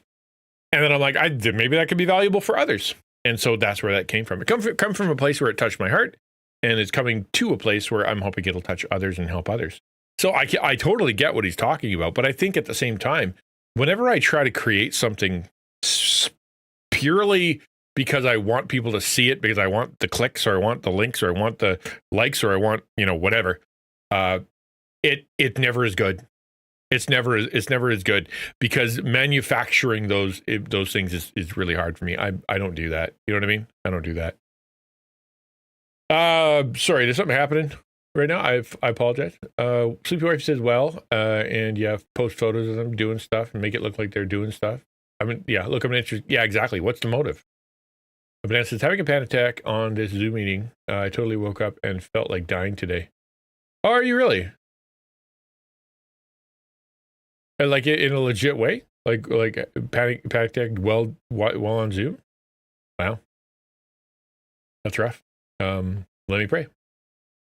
God, thank you for your presence in our life. Thank you for the story you're writing in Hannah's life, that, through so much, going through a lot and struggling through all the things she's been dealt with lately, and then trying to step in and try to as you give an opportunity to improve and train and whatnot. And she's fighting her old self and fighting with her health and body and fighting with struggles, but at the same time trying to participate. I pray that you give her strength, give her peace, that the one that passes understanding, that she doesn't understand where it came from.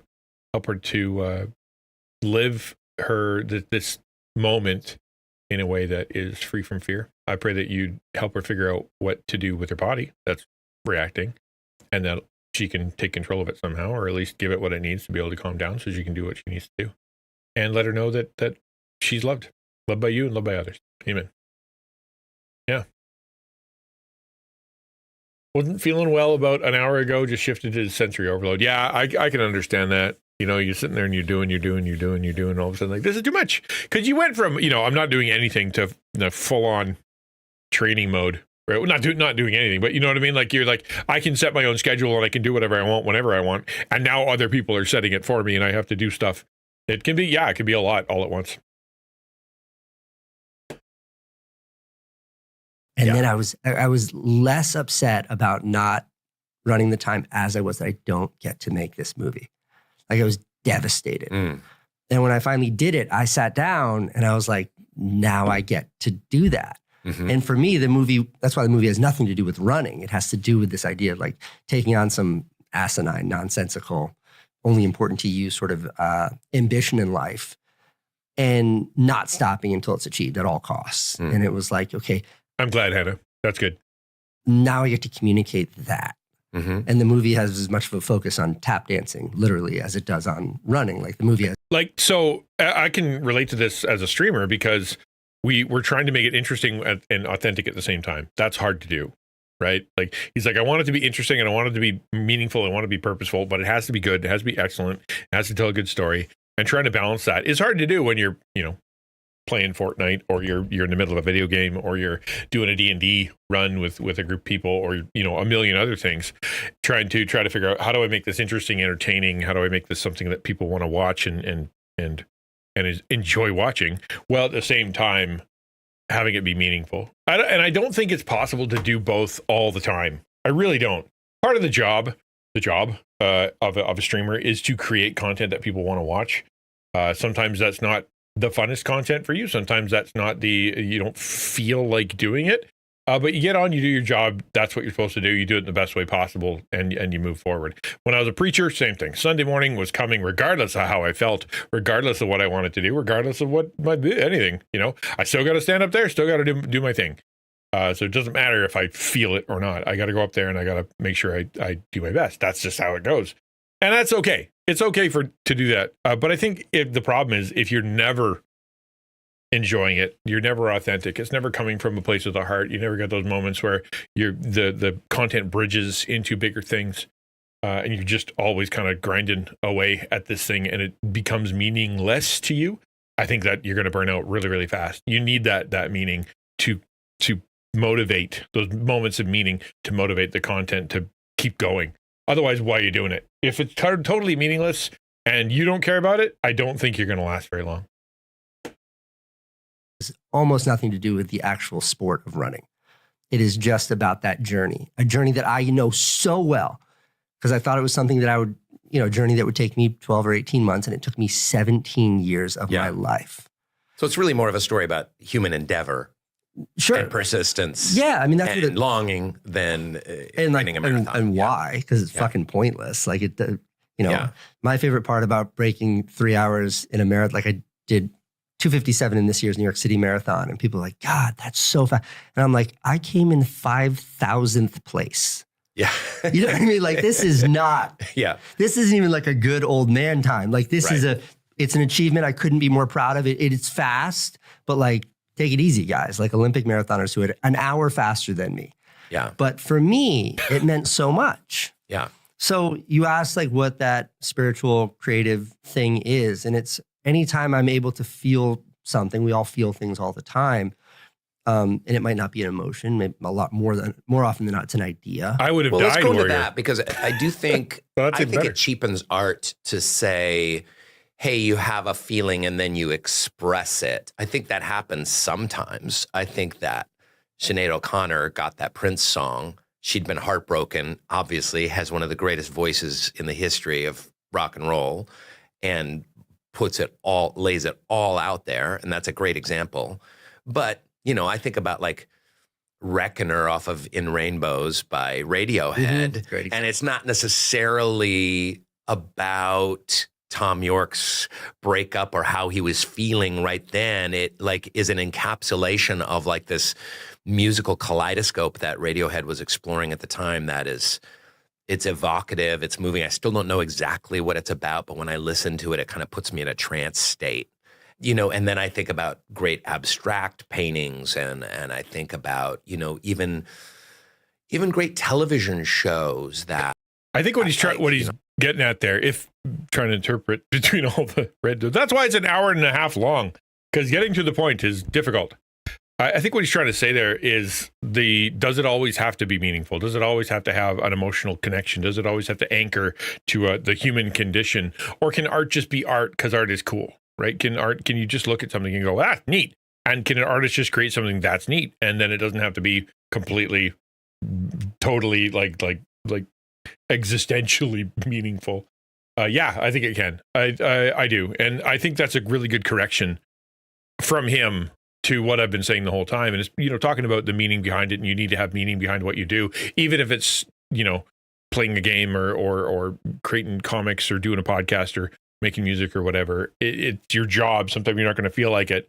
But at the same time, just doing things because they're fun and cool is also good too. It doesn't all have to have a big moment. You don't have to connect everybody to it emotionally. You can all just have a good experience and have fun, right? Like going to a movie, you can walk out and be like, that was a movie. 2 hours out of my life is gone. And that's all that happened. And sometimes you'll walk out and be like, I'm changed forever. There's nothing.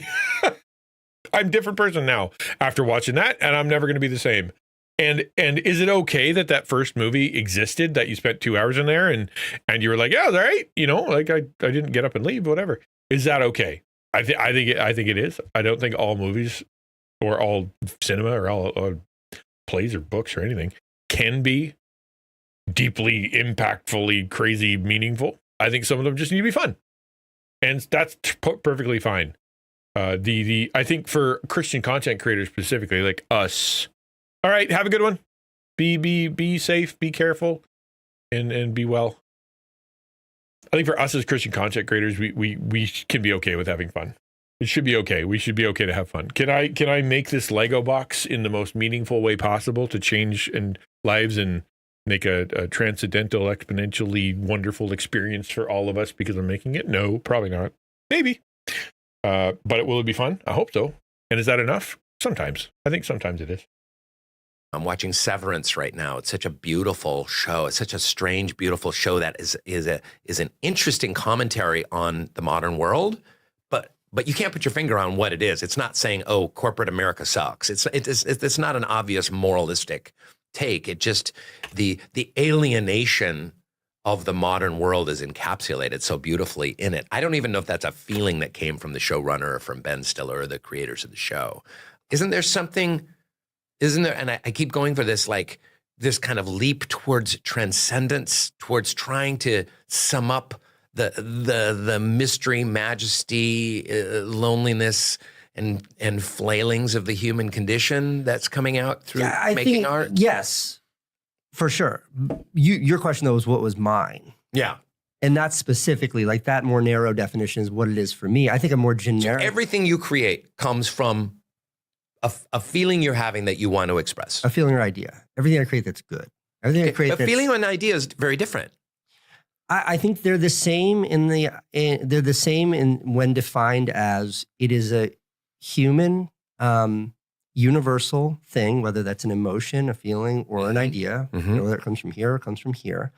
And they're both intangible.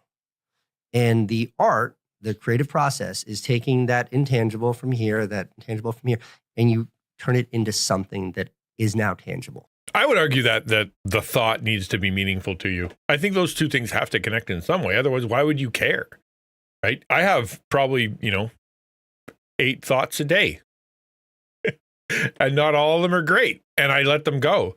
But if I have a good thought and it's something I want to do, then it touched my heart in some kind of way. You know what I mean? Does that make sense? I hope that makes sense. It is now a song that people can listen to. It is now a painting that people can look at. It is now a YouTube video that people can watch. And that's uniquely what it is for me. I think that like Mr. Beast's videos are genuinely creative. But I do not think that anyone on Jimmy's team would define their creative process anywhere near the same realm as my own. Sure. And I don't think that invalidates theirs. I think it's different. I don't think they make art. At the same time, that's a fair distinction. They make entertainment, and some of it is hysterical and beautiful, and ends up being kind of revelatory. But yes, but there you go. So this is actually a debate in the Christian content creation realm, and it's one that has been around for a very long time, and it's probably in the realm of all Christian artists, right? And we just saw it with that video from the guy, kind of making commentary on the Christian Christian music industry's shallowness, right? And that is gaming specifically. Let's go with just gaming. Is it Christian ministry, right? Anime commentary, is it Christian ministry? Drawing comics, is it Christian ministry? Making silly videos and doing YouTube trends, is it Christian ministry?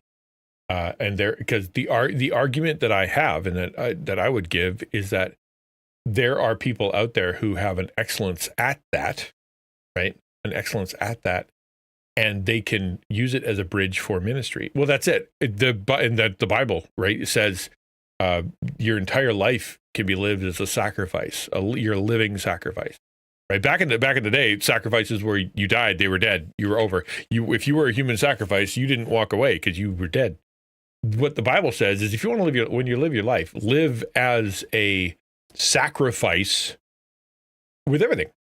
Just make your body, make your entire everything connected to God, and you can do that through your work and through your play, through your fun, through your relationships, through all kinds of things. Right. And so therefore we believe very strongly that we can take those things that others see as trite or foolish or even dangerous or stupid, like video games, for example, and that we can use them as a meaningful, God-blessed bridge to change people's lives, to build community, to help people. Like, they have value, right? They have value. He's like the Rain kind of going, hey there, poker. They have that's not art, right? Mr. Beast isn't art. I think I don't know.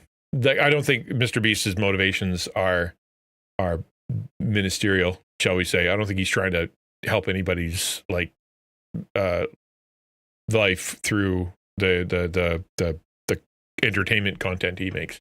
Like, yes, giving away stuff, that he's going to affect people, but like just doing what he does, I don't think it's particularly deep.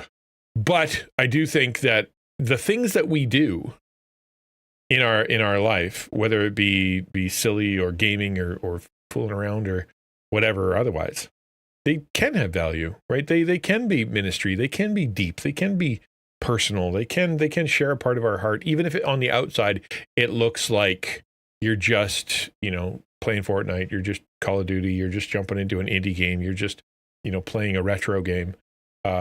In a real content creator will be sharing their heart, sharing themselves, being vulnerable through that.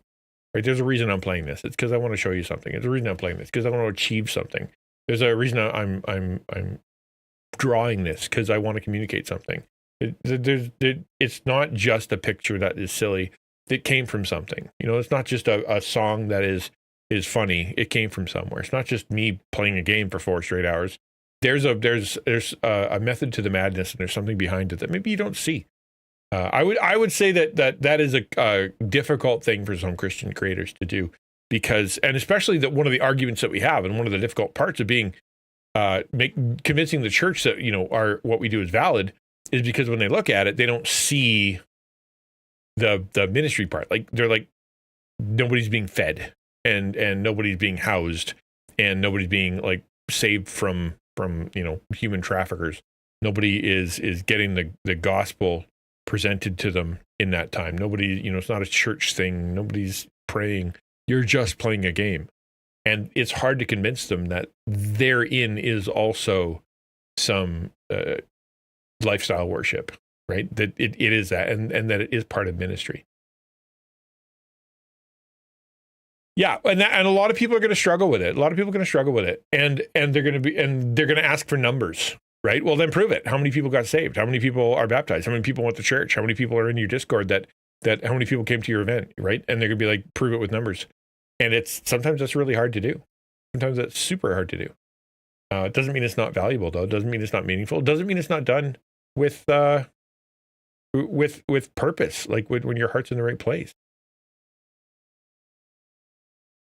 But I think in the most reductive terms, it's still a creative manifestation. Mm-hmm. Like they're creating something that didn't once exist, and now it does exist. Mm-hmm. My North Star is an idea, a concept, a feeling. Their North Star might just simply be entertainment. Like, how do we make something? How can we buy an island? Yeah. How can we make 100 people stand in a red circle to see who can stand here the longest? Like, it's apples to oranges, but at the end of the day, there's a common thread in that you're taking something that doesn't exist, and at the end, you have something that does exist, and the value that it brings to the world is very different. Poker just said, out of topic, but I got to call back for my online application. But a goal to reach by January. Then if I can reach, try again. Yeah, that sucks. But at least you got a date. I'm sorry it's taking so long for you to get a freaking job, man. They're jerking you around, but at least you got something. It's not a no. That's a big deal. No would be worse, right? But that process of taking nothing and turning it into something, I think, has a tremendous amount of creative validity. Part of the discussions we had at Soul Pancake, and now we're having a little bit here moving at out? Soul Boom, which is a little bit more spiritually minded and a little bit less entertainment based, is, are we part of the problem? Because for all the inspiring content you can put out on one of these platforms, you're a slave to the algorithm. And I know, like, when a lot of young people want to avoid life and avoid connection, they turn to your videos, or to a much lesser extent my videos, and they're thumbing through, and the world goes away. They're isolating. The mental health epidemic has been. It's so funny he brings this up. Okay, I'm going to show you what I wrote yesterday. I'm going to show you what I wrote yesterday. There. Do.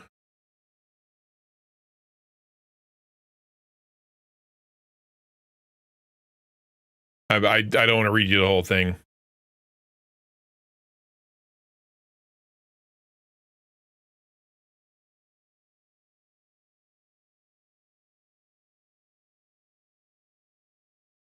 Who we serve. Digital missions isn't for youth, it's for the unseen. Hundreds of millions of people are silently struggling.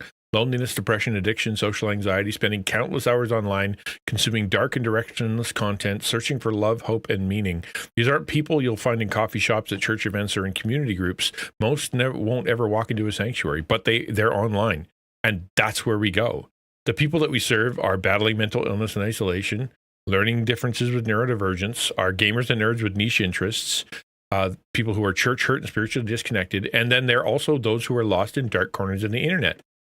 The internet can be an incredible place for connection, creativity, and learning, but for many, it becomes a trap. It's filled with toxicity, rage, bait, pornography, gambling, self-harm content, spiritual deception, and endless mindless distraction. People scroll for hours, not because they're entertained, but because they're numb, lonely, and desperate for something that feels like connection or comfort. The overwhelming majority of voices shaping these online spaces are not pointing people to Christ, but away from him. And yet, this is where millions live their lives. Digital missionaries don't shy away from these spaces. We step into them with light, love, and truth consistency. and offer the kind of hope that doesn't appear that doesn't disappear when the screen turns off. That's what I was reminded of when I saw this, because this is the trite stuff, the bad stuff, the what he said, are we part of the problem stuff, actually comes from, that's a good question. But we're going, yeah, but we're going to go in there and we're going to serve those people by using that content, and not like the horrible bad content, but like using that same medium in order to bring light there so we can go find those people, because they are stuck in there. They're like stuck in a mire, right? And the question is, how do we get them out of the mire without getting dirty? Well, you can't. You're going to have to go into the muck, and you're going to have to figure out a way to not get sucked into the muck while at the same time trying to help people out. And that's ministry, right? That's a good thing. Yeah.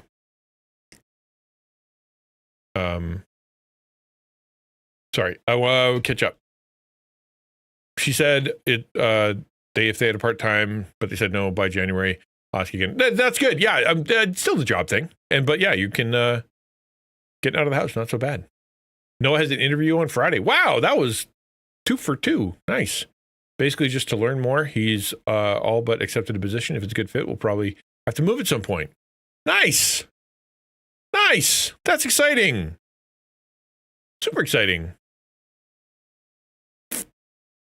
Yeah, that's where they are, and that it just reminded me, because I've been writing that digital ministry page for freaking 6 hours because it's hard.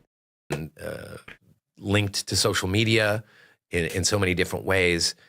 So we're trying to put out positive content into the world onto platforms that in and of themselves, in their very essence, are damaging to the human brain and psyche and damaging to human community.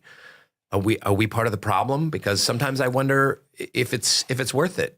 In their essence implies that social media, by definition, will be harmful. That is not true. Any more than having a conversation with people is is harmful, or any more than eating food is harmful. No, it's a medium. It's just a thing. It's not inherently bad that you're on TikTok. It is not inherently bad that Twitter exists. The bad things that are in there are bad, right? Same thing with like nuclear fission, right? That's a good thing if channeled well and can heat homes around, for the whole city. Or you can blow up a city with it. Like, what are you doing with it? It's not a matter of inherently bad, which is something. Sometimes the church gets that wrong. The church will actually say, we should not be on the internet. We should not be playing video games.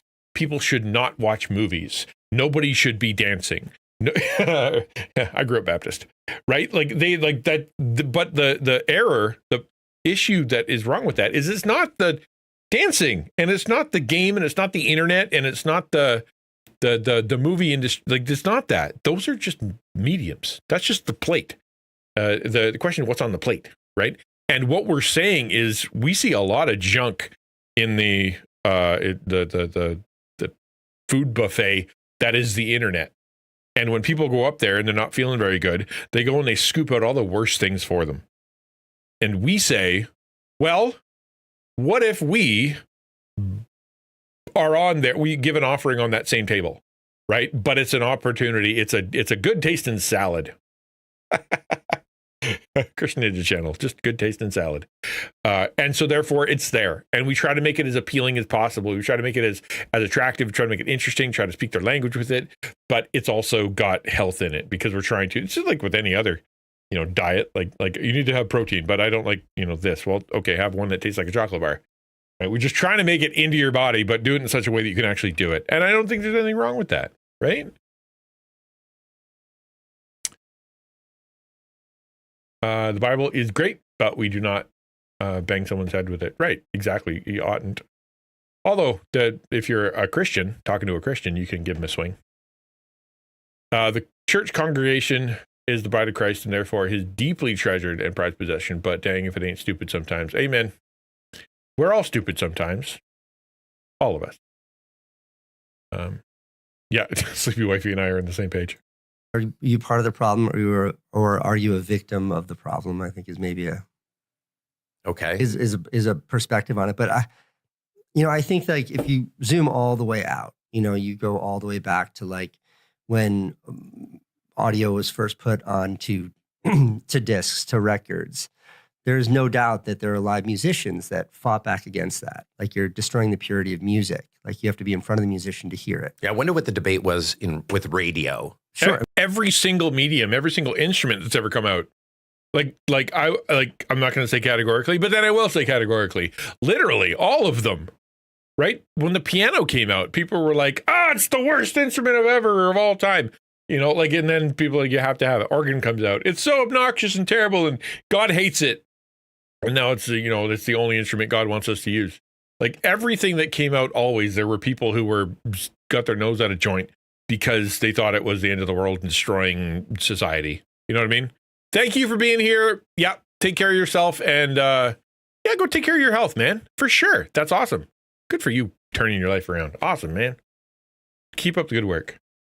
Right? Like it's in everybody. There's always somebody who has a problem with it, regardless of whatever it is. And it's just going to be, we have to work past that. We can't let them pull us away from it. Yeah, there are, and I will say this, as an old fuddy-duddy at times, for me, it is, I'm going to put that. It is good for me to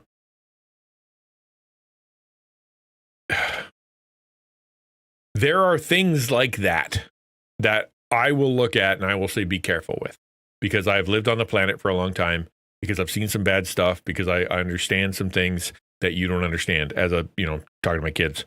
And so therefore, when I say this is probably not a good idea, it's not me being a fuddy-duddy and going all things in that realm are bad.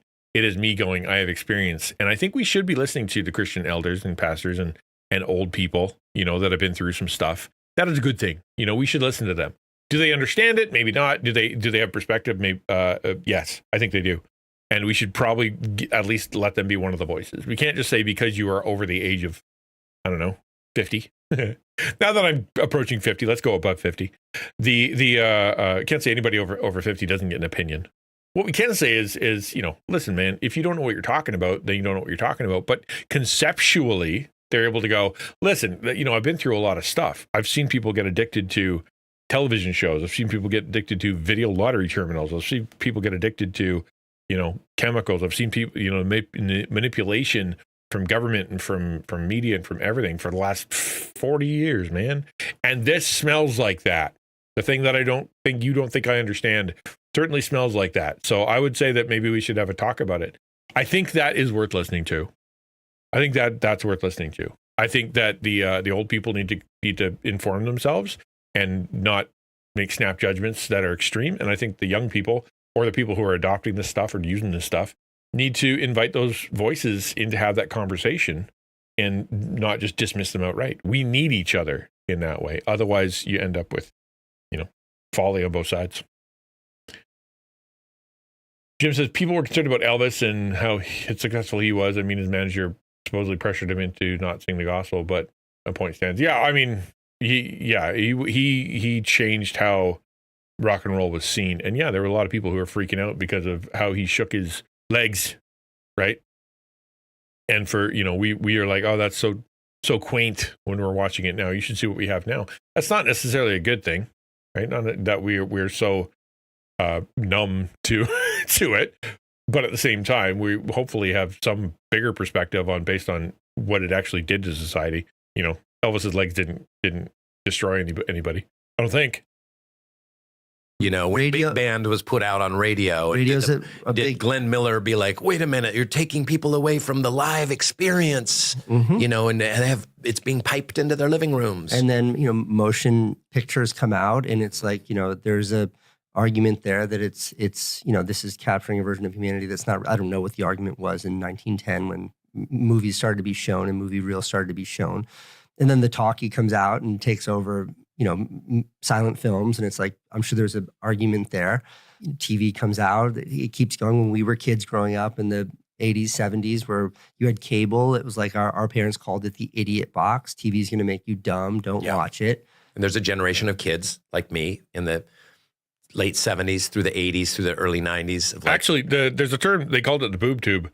And if I recall, I'm sure Ransom will correct me if I'm wrong, but it came from an article where they were noticing how people, when they were consuming TV content, were using it to numb pain, to use it for their connection, for like it became a lot to them.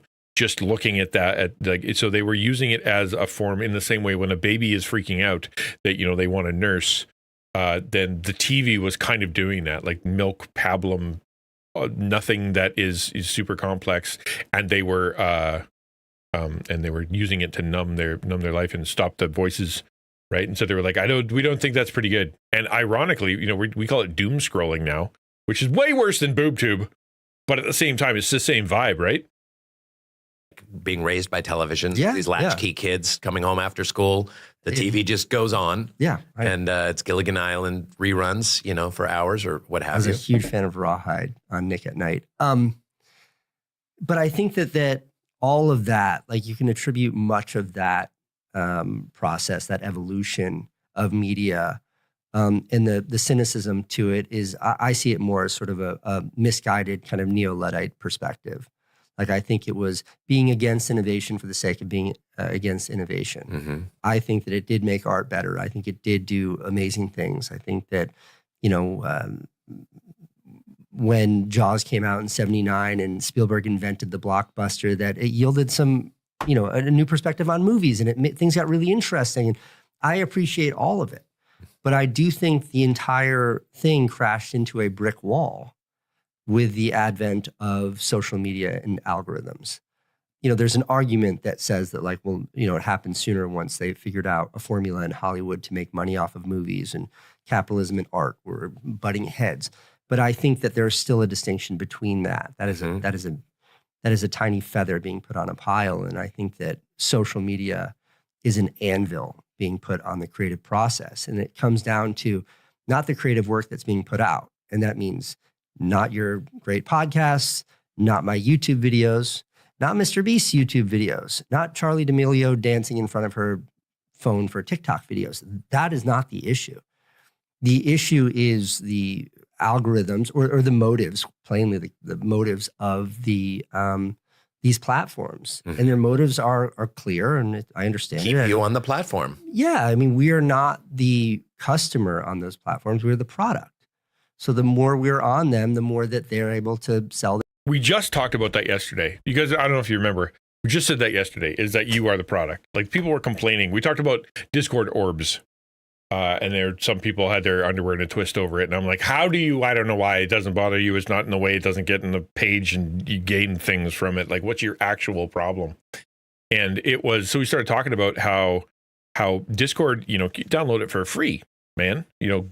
Google free, and ChatGPT, some of it free. Like a lot of this stuff is free. And the question is, why do you think it's free? They have 500 employees running in the background here. Why do you think it's free? Where do they make their money? And for you to complain that these people are going to try to use your eyeballs to make money, it's insane, right? You are the product they're trying to sell to you. They are selling your eyeballs to other people because they have your eyeballs in their hand, and they can point them at things because you're willing to let them do that. That's what's going on.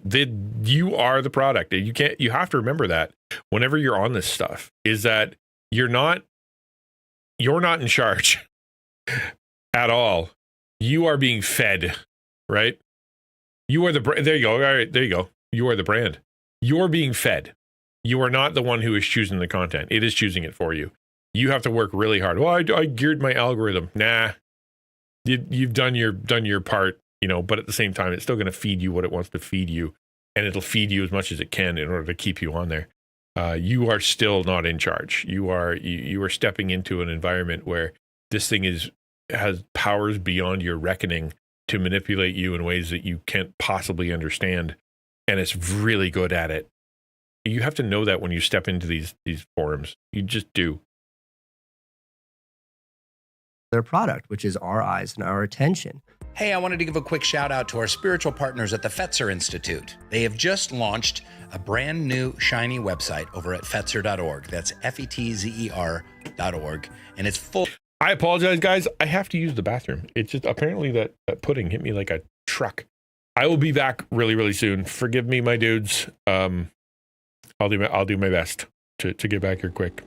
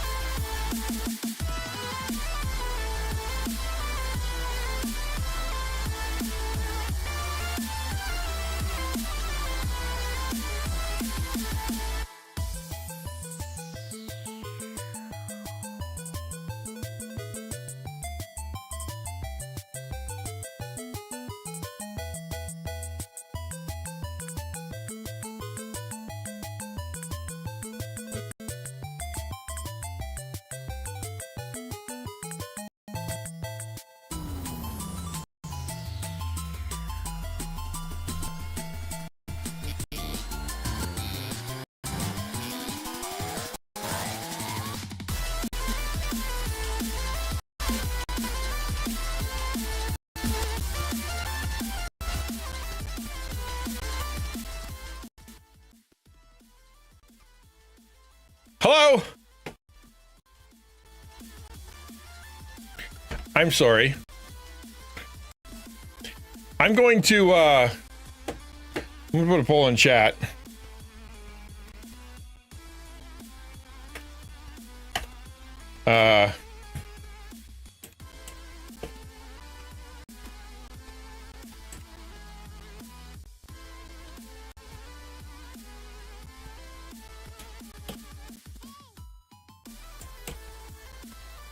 All right, there's a poll in chat.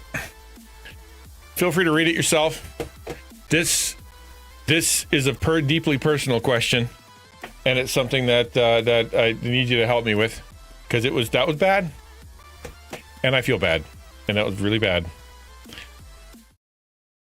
Let's just jump into ask the question. We apparently got something in chat going on here. Let me figure out what it is. All right.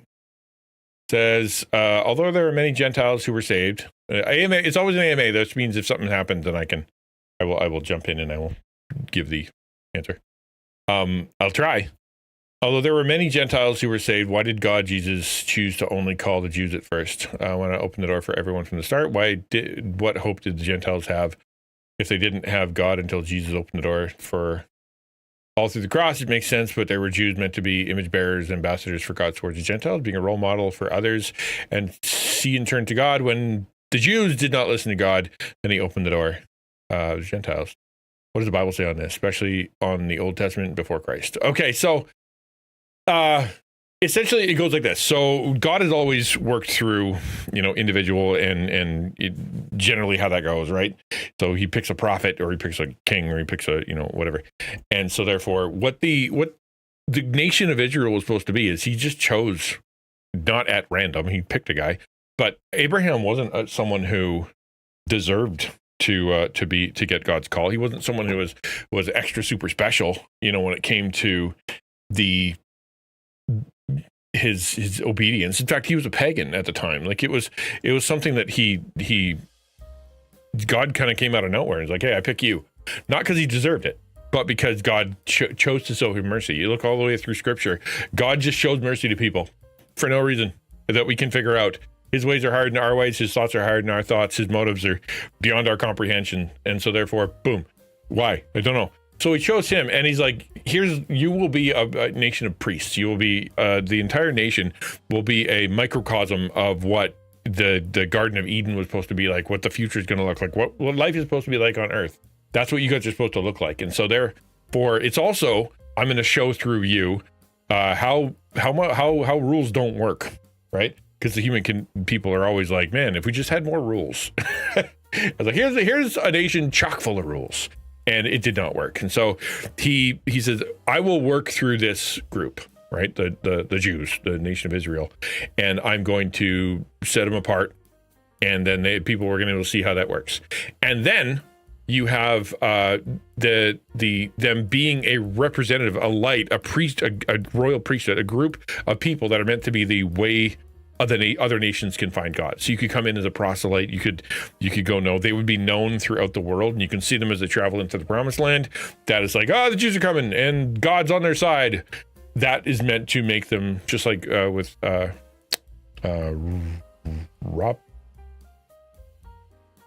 the prostitute from Jericho, the Rahab, that was the idea. The fear of God is struck into the people, and then they convert and they ask God for help. That was the idea.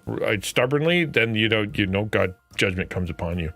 So God worked through them to enact his will and to display what life is supposed to be like under his rule, how fair and compassionate and not hurting each other and whatnot, not taking advantage of each other. Year Jubilee, everything goes back, and because everybody's taking care of each other. That's what it's supposed to do. And then also to show that no matter how many rules they have and whatever's going on, it's not going to work. That's why you're going to need Jesus in the future. Remain, just wait. It's coming, right? So that's how his plan was. You could come to God. There was a court of the Gentiles, and there was a way to go and meet them. And there was, even when Moses left, he brought non-Jews with him, right? Like his uncle, for example, or father-in-law, not a Jew, right? Someone who just kind of came with. And so it was that was what nation was for. And so in the same way, we kind of reflect that as Christians. When the world looks at us individually, or us as a church, or us as the body of Christ globally, they're supposed to see a version of what heaven is going to be like, a version of what Eden was supposed to be like, a version of what the new heavens and new earth is supposed to be like. They see a group of people that loves each other and forgives each other and is open. Yeah, that's what I figured. So if you look at us, we're the quote unquote new Israel. Like that's a whole theological thing, but let's just, for simplicity's sake, just simply say that we are the similar sort of representatives like they were. We are now a nation of priests. We are now the representatives. We are now the image bearers that are supposed to be able to see the nation see what God is like and what Jesus is like and what the world is supposed to be like by looking at us. That's what it's supposed to be. And again, we demonstrate very well that rules don't actually matter and we don't follow them and we're terrible representatives, which is why grace, when Jesus came, he was always the mission, right? In fact, we have within the Israelite structure, you still have grace, right? Did God have to choose Abraham? No. Did God have to choose Noah? No.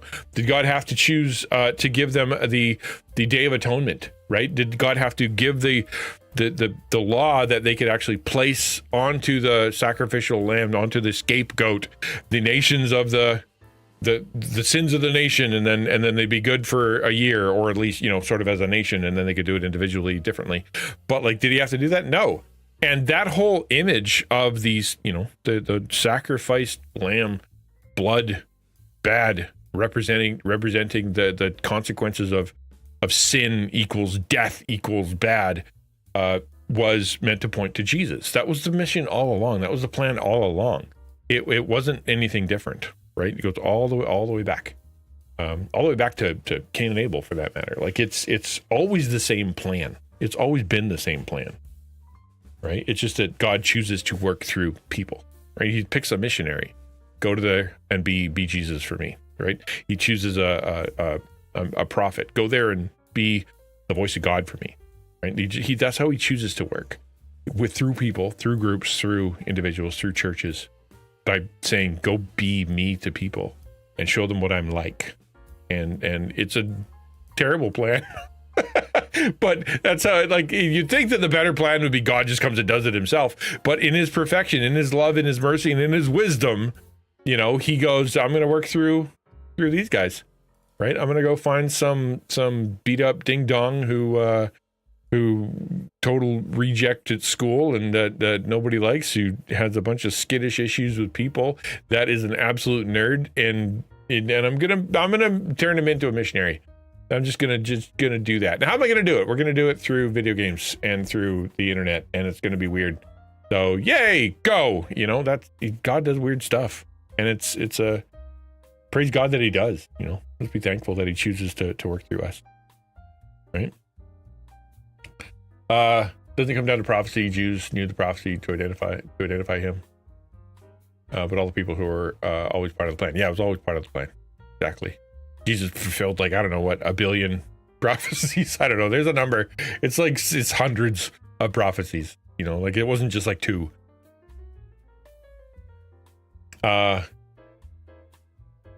If it wasn't revealed to the Gentiles, was it meant to be shared by the Jews to the Gentiles, or not yet, as the Gospels, where the disciples were not sharing to the Gentiles at the time? Remember, when God created people, you got to back up, right? So when God created people, he created one family. Y'all are one family.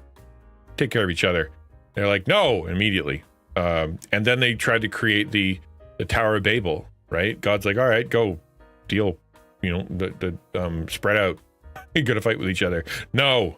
And so Tower of Babel happens, and then as they spread out, they're just only evil all the time, being absolutely miserable to each other. Then the flood happens, and God goes, well, I either wipe out all the planet Earth and skip this whole human thing, or we start again with the only person that's listening. We're going to pick Noah. Noah built a boat, right? So all the way through, you see one family, one person, one group, one of the children of Adam as the goal, right? Just pick one.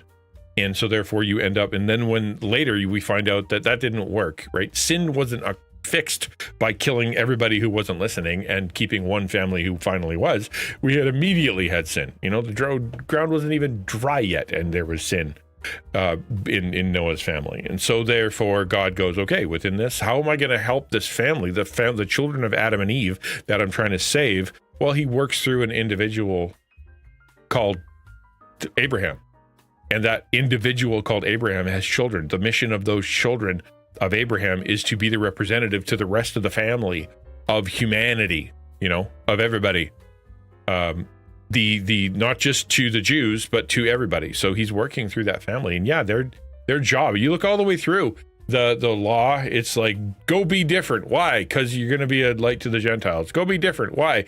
So that you can be a place that is a refuge for people who need, you know, go be different. Why? So you can point people at me and be a representative of me, right? To the rest of the world. That's what I want you to do. You are my evangelistic plan. And that was the whole time, but not to the Jews, to all of humanity through the Jews, right? Jesus came as an individual, and he works through his children, or as in the people who came after him, us, to be a representative to the whole world. It's never been just about one nation. It's always about working with one individual and the people thereof to affect the whole world, the whole family, children of Adam. Does that make more sense? I hope it does. Right? First to the Jew, then to the Gentile was always the plan. And because that's what God does through grace is picks a guy. It's just the children of Abraham. That's what it is. It's not Israel. It's the children of that guy he chose. Right? That's what it is. It's not the Jews. It's the children of that one guy he chose. That's it. That's what it is, right? And it's who is a child of Adam that he created. Hey, Jada. Good to see you. So this has about 5 minutes left, and then we're going to be done. So that should line us up pretty perfect. Let's get back into this, which includes Islam. Yeah, you know, but it includes everybody. They're human too, and God's grace can be extended to them too. Like, yeah, absolutely. They're just like atheists, and everybody's under the has the option for grace. God can, because they're part of the human family. Yeah, we're doing okay. Been a big day. I was just attacked violently by pudding, but we'll see. Let's keep going. Full of spiritual tools for modern struggles, which is exactly what we're trying to cultivate here at Soul Boom. I'm very confused. Let's hold on. What is Fetzer.org? He has spiritual tools. What is that? Spiritual solutions for social problems. What's your deal? Yeah, that's the planet Earth right now, man. Good gravy. Yeah, leg's doing a lot better. Elbow's doing a lot better. Wait, you're not talking to me. You're talking to Jada. Her leg is fine. Let's talk about me and my pain, my issues, my elbow, my leg.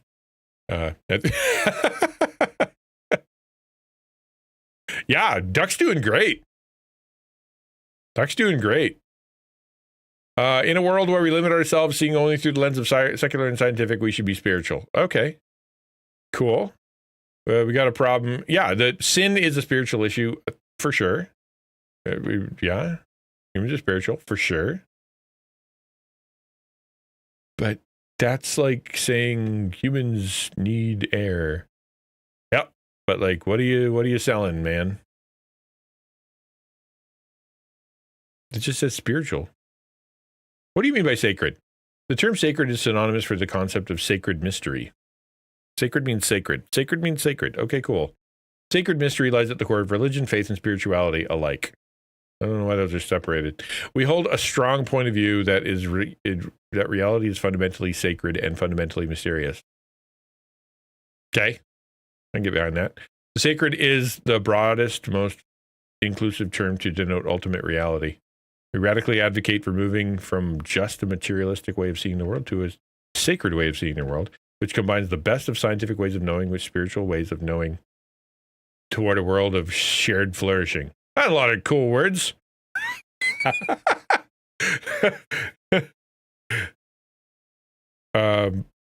But I got my quacky monthly today, so it made me a little upset. Yeah, it happens. And it'll happen for the next 43 years or 33 years. So good luck, I guess. What do you do? For over 3 decades, the Fetzer Institute has been philanthropic thought leader at the intersection of science and spirituality. Fetzer is empowering a movement of organizations and funders that apply spiritual solutions to social problems in order to accelerate the shared flourishing of people on the planet. He's saying so much without saying anything. What about all the religious harm? You're right. A lot of bad stuff has happened under the cover of organized religion. War, slavery, human rights violation, genocide, spiritual abuse, even child abuse. These are real problems that have been or continue to be perpetuated in the name of the sacred.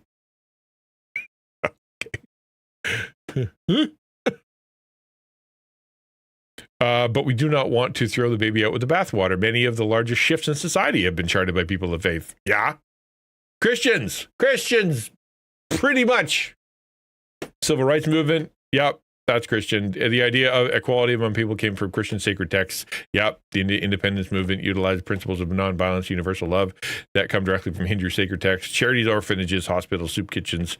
Much of this comes from religions, yeah. Inner transformation, healing ritual, reconciliation, the teaching and practice of love, compassion, forgiveness. These two come from ancient wisdom. Yep. Fetzer Institutes strives to acknowledge and eliminate the harm while acknowledging and deepening the life-giving aspect of organized religion. Which religion? Like the world is really sick because the food is really, really bad for people, and we're physical beings as well, right? Let's flip it on its head. What do you mean by better food? Right? Well, when we say better food, what we need is that food is really good for you and that you should have really good food. And people aren't just, one thing, they need to have really good food. Okay, well, what do you do? Well, what we do is we give people good food. Okay, what about all the people out there that are hawking bad food and they're saying it's good food? Yeah, that's a real problem. Bad food is out there. There's tons of bad food. You're absolutely right. But there are also a lot of good food out there that is good food made by good people too. We think that the good food is good and the bad food is bad. That's what we do. Well, okay. What food do you serve? That's what I want to know. How can I get involved with feeding the food that you serve? I don't know what you serve, bro. What master do you serve? Quote from Endgame. What am I supposed to say? Jesus? Yes! Yes, you are!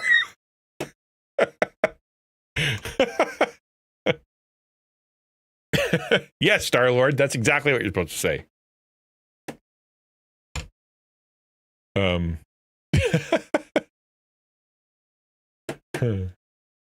That was confusing. Believes that most of humanity's problems are spiritual at the root, and they're helping people plant some deeply soulful solutions. So I urge you to go poke around their new website, check out Fetzer.org.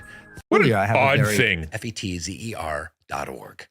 But YouTube is a social media platform. YouTube is absolutely a part of this. Yeah. And this is why we were talking earlier. I have a very positive, whimsical, purist take on YouTube, which is that it is the most pure form of video distribution because there's nothing between the creator and the audience. And I think it's a very virtuistic take on it.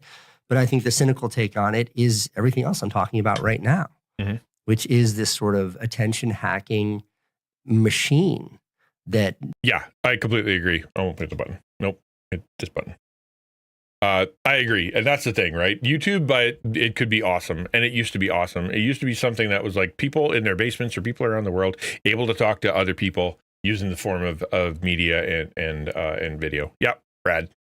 It was YouTube. That was why it was called that. Anybody could be on the tube, the boob tube, right? And be able to talk to people. That's what it was. And it was very quickly co-opted by large companies and the economy. Their capitalism. only ambition is to keep you on there as long as possible.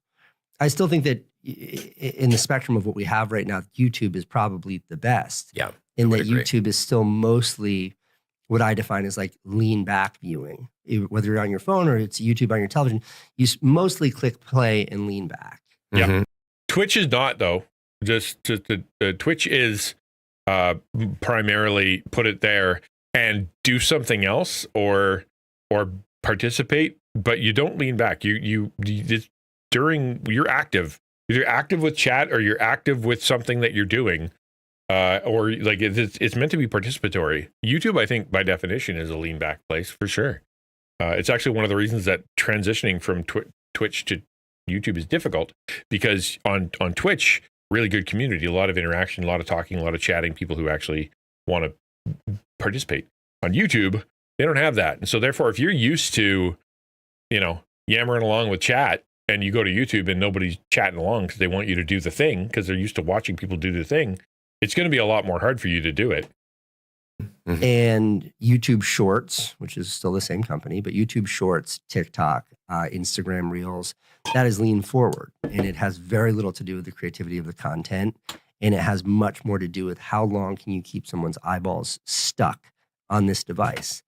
And it does cause real harm because Which, by the way, how long do you keep people on the platform? If that is the goal, you are going to have to feed their most base instincts. That's how you keep them on the platform, right? You have to feed them stuff that won't cause them to think too much, or won't cause them to be controversial too much, or that will heighten their emotional whatever, or feed their eyeballs stuff that is alluring. Right? It's not going to be things that are quote unquote artistic. You're going to be what people do when they see art is that they consume the art and they look at the art and then they sit there and they go, "Wow, okay, let me think about that," and they turn other stuff off. Right? They're like, I need to concentrate on that. That hit me. That touched me. That meant something to me. And I'm going to think about that. I don't want to be distracted for a minute. Let me process that. A good book, a good poem, a good song. Let me hear that again. Let me think about that. And that is not what they want you to do on YouTube or TikTok. They want you to keep flicking. They want to get enough of your attention to feed whatever part of you that makes you want to go, and then they use that really clever Pavlovian, what do they call that when you give the stimulus less, you give the reward intermittently. Right? You don't give it every single time. You give it intermittently. And that intermittent reward actually solidifies the behavior pattern a lot better than getting it every time. They've proven that a zillion times over. That if you give the reward randomly, it will solidify that behavior far better than if you give it every single time. And that's what they're doing, right? That's why it's like crap. Hey, that's not too bad. Crap. That's not too bad. It's because it literally it works better to keep you on the platform. If everything was gold, you'd actually fill up and leave. You'd be like, oh, well, that was pretty good. I was like 10 hours of great, like that. Nobody does that. You can't do it. You need the crap in order to keep you going. Believe it or not, that's how it works. And if you have, they don't want meaningful content. They want other things in there that are not good for you. the truth is, someone will always pick up Us Weekly before they'll pick up the Bible. I'm not a religious guy, but you get what I'm saying. Like, Yeah. It's much easier to look at pictures of celebrity and read gossip than it is to read something that perhaps asks more of you. Yep, It's literally. much easier to stare at a car accident than it is to, look at a painting or something. The easier, it's easier, right? That's the thing. It's going to come. It's like food. Food's a great example because you're consuming content and you're consuming food. It is easier to go to McDonald's and get that food. It's easier to put something in a microwave and cook that food. It's easier to just go and grab a candy bar. It's easier to pull out pre-made stuff. Why? Because it's easier, right? It's harder to create a mixed salad with properly done roast, with properly put together diet-oriented multiple things. Vegetables, I think they're called. I don't know. I haven't seen one in a while. With those, that's harder to do, and it takes more time. It's consuming. It requires planning. It requires sacrifice. It costs more money. So therefore, it's just easier. And so therefore, your brain is going to lean heavier towards doing the easier thing, especially in a society, which is why it's called doom scrolling, right? Especially in a society where a lot of people feel that they are falling apart. The world is falling apart. Everything's going bad. I don't have enough money. I'm divorced. My parents are divorced. My life is bad. I can't talk to my family. I'm scared of the world. I'm scared of the economy. I'm scared of the war. I'm scared of the weather. Bad things are happening. Everybody tells me it's bad.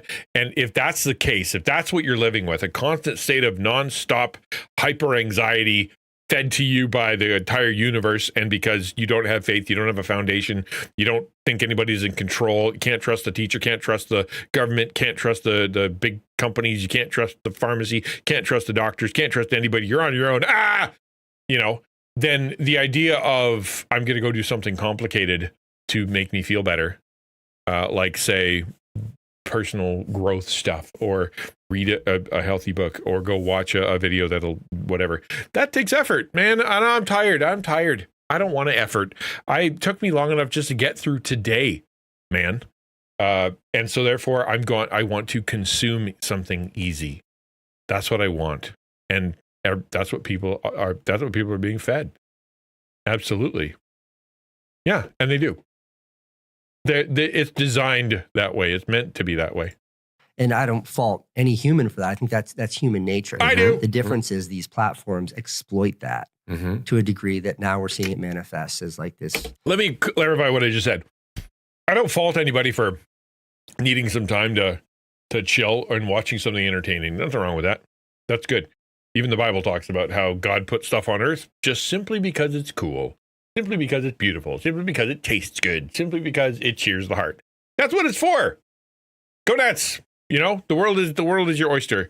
The fault comes when you're doing that exclusively and instead of doing any of the other good stuff, right? It's like booze is a great example. God gave us wine. Wine is good. Wine cheers the heart. Cup of wine, good thing. Let's go. Living on wine because you can't function in society because you're so freaked out. That's alcoholism, and it's bad. If we take social media and replace it with alcohol, we're kind of like, man, you got a real problem there.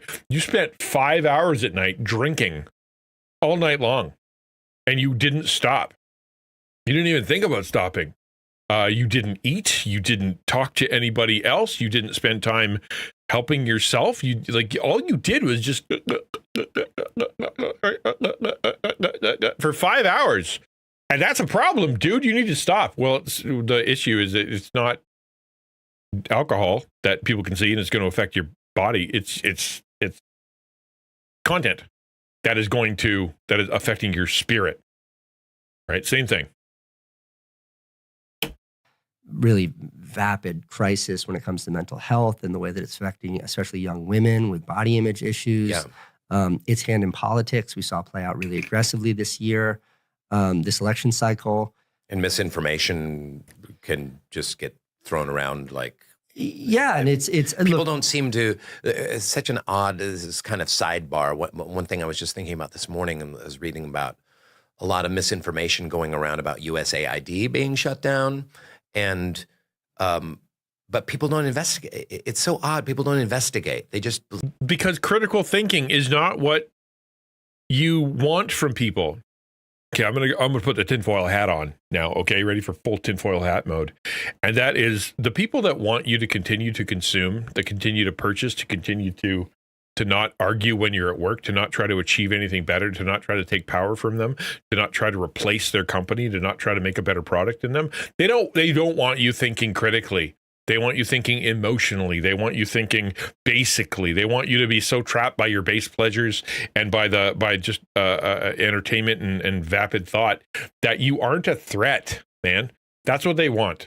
Because if you come up with something better because you have time to think, or you pause that stuff and you actually start thinking about, wait, is that right or wrong? And what can I do about it? You become a threat. They don't want that. They want to just make sure that you are on the boob tube, fed, that the bread and circuses, right? That's all it is. If they can do that, then they can do whatever they want. Amazon can get bigger and bigger and bigger and bigger and bigger and bigger. Why? Because there's no one to challenge them. Nobody's going to stand up. Everybody's too busy, on the internet. The government can go nuts and they can elect a TV personality who doesn't. Blah. Why? Because nobody cares, man. They throw their hands up in the air and they just want to feel what they want to feel. Like, it's just everything is connected to this. And I know it's tinfoil hat, but it's also demonic, right? The enemy doesn't want you to think critically. The enemy doesn't want you to pause. The enemy doesn't want you to meditate. The enemy doesn't want you to take time to process what you are feeling. Doesn't. Right. Welcome to Costco. I love you. Yeah, I want to watch that movie. One of these days I'm going to watch Idiocracy because there's so many good quotes in there. Right. Yeah. Their priority is to sell products. Should they care about people? Yes, but we should care more about our habits than they do. We have an ultimate responsibility to walk away from it. We do. And the thing is, for a lot of people though, and they are trapped. They are stuck. They have been manipulated into the system, and it's almost impossible to get out. Like I've watched my people, kids do struggle. I wasted the entire day. I don't want to waste another entire day. And then there's their phone and they're bored. And could they get up and do something? Yeah. Did they say they were going to get up and do something? They did. Did they know that if they spend all day looking at that phone, they're going to feel sick? Yeah, they do. They know that. But right now they're tired, and it's just so much easier to pick up the phone and doom scroll and to just consume crap because it'll numb. It's just easier, and you're trapped. You are stuck. You are the golden cage, right? That's the way it is. The gilded cage, isn't that what they call it? That's what you're in, and it's really hard to escape.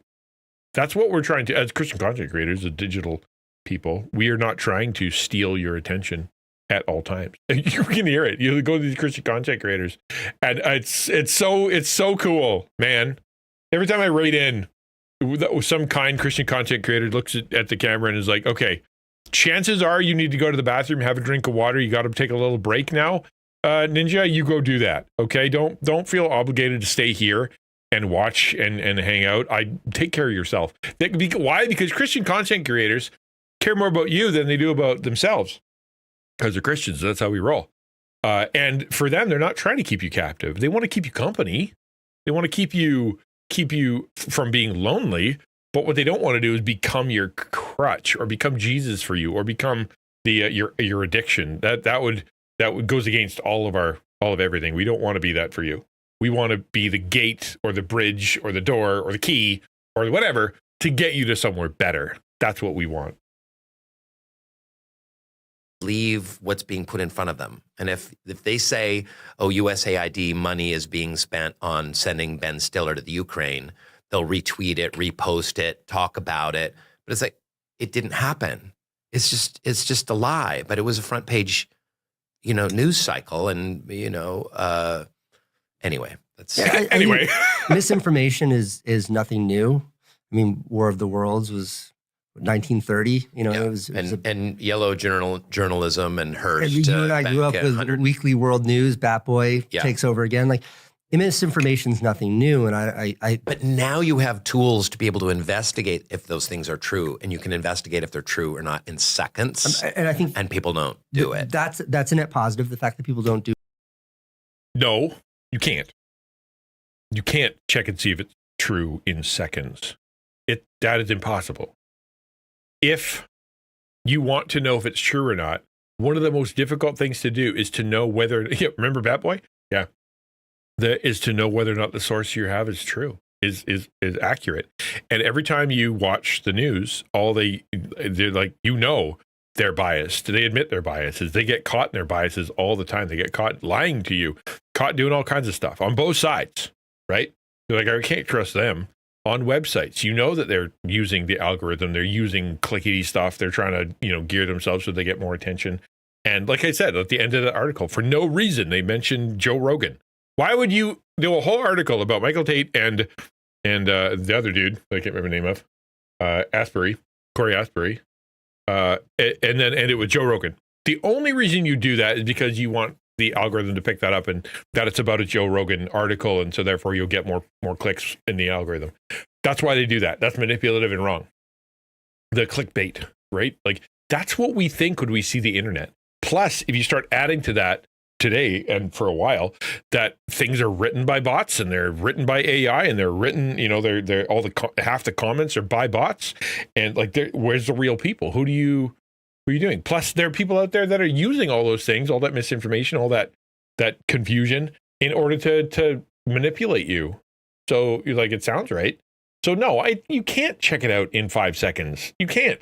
It requires a ton of critical thinking and a ton of reading both sides and asking and learning, and then going to somebody who has a clue, who actually, teaches this stuff or has experience with it, and go, what is going on out there? Because it is really difficult these days to work past the noise. It's almost impossible. It is obviously terrifying, but I lean towards free speech absolutism. I think the danger is not in just looking at the sheer volume of bullshit being shared, but is in the fact that, again, these platforms are able to exploit that inaccurate information because it will keep you on their platforms longer. It keeps you outraged. Yeah, and clicking. And again, if you're angry, you're gonna stay on much longer than if something makes you feel good and you smile, you put your phone away. But if you're pissed off, you just keep scrolling. So misinformation is a huge problem. It always has been. It's more ubiquitous than ever because of platforms. But I zero in on, if you're looking at someone to point a finger at, the profit motive. That's correct. The profit motive. Mm-hmm. And it's the same thing with newspapers in the late 19th century and early 20th century is a problem. All right, that's enough. And it is right. It's actually a problem for everybody, Christian content creators too. They didn't turn it on before they started recording. They turned it on the moment they started recording, so it hasn't heated up yet. The lava lamp had not heated up. That is the issue. Bugged me the whole time too. Turn it on 2 hours before. Come on, man. Anyway, but yeah, the whole profit thing and where money comes in, that's always an issue. You can't serve God money is a problem for everybody. All right, that is enough content from me. I have contented all the content I'm going to content today. I hope the content was content. Did the content make you content? I contented the content as much as I could. My hope is that it is elucidating and positive. Let's rate out. Well, thank you for being here, guys. You're awesome. You've been really cool. Please do me a favor. If you enjoyed today, if you thought it was valuable, tell somebody. Send a message to somebody. Retweet my tweet or something. Just to kind of retweet this video. Like, it's on Twitter right now. It's on X. You could just share it. Retweet that thing and just say, this was a good video. You should watch it. And that way you can, you definitely reacted a ton more. And I really appreciate it. Yeah. So I hope that'll be really, really good if you could do that. I'm going to rate out to somebody. And come say hello. Exclamation point raid. Exclamation point sub raid. If you want to see what you can copy paste to bring a little hype over there. That's what we're going to be doing. Who's on? Let's raid. Let's raid Sunshine. Why not? Come say hello. Oh wait, they're on a break. Never mind. They're gone. That's Rosie Remy. I don't know who. I follow a bunch of people I don't even know anymore. Fine, we'll do Illuminlab. She's cool. I got nothing left. I don't even know what to do.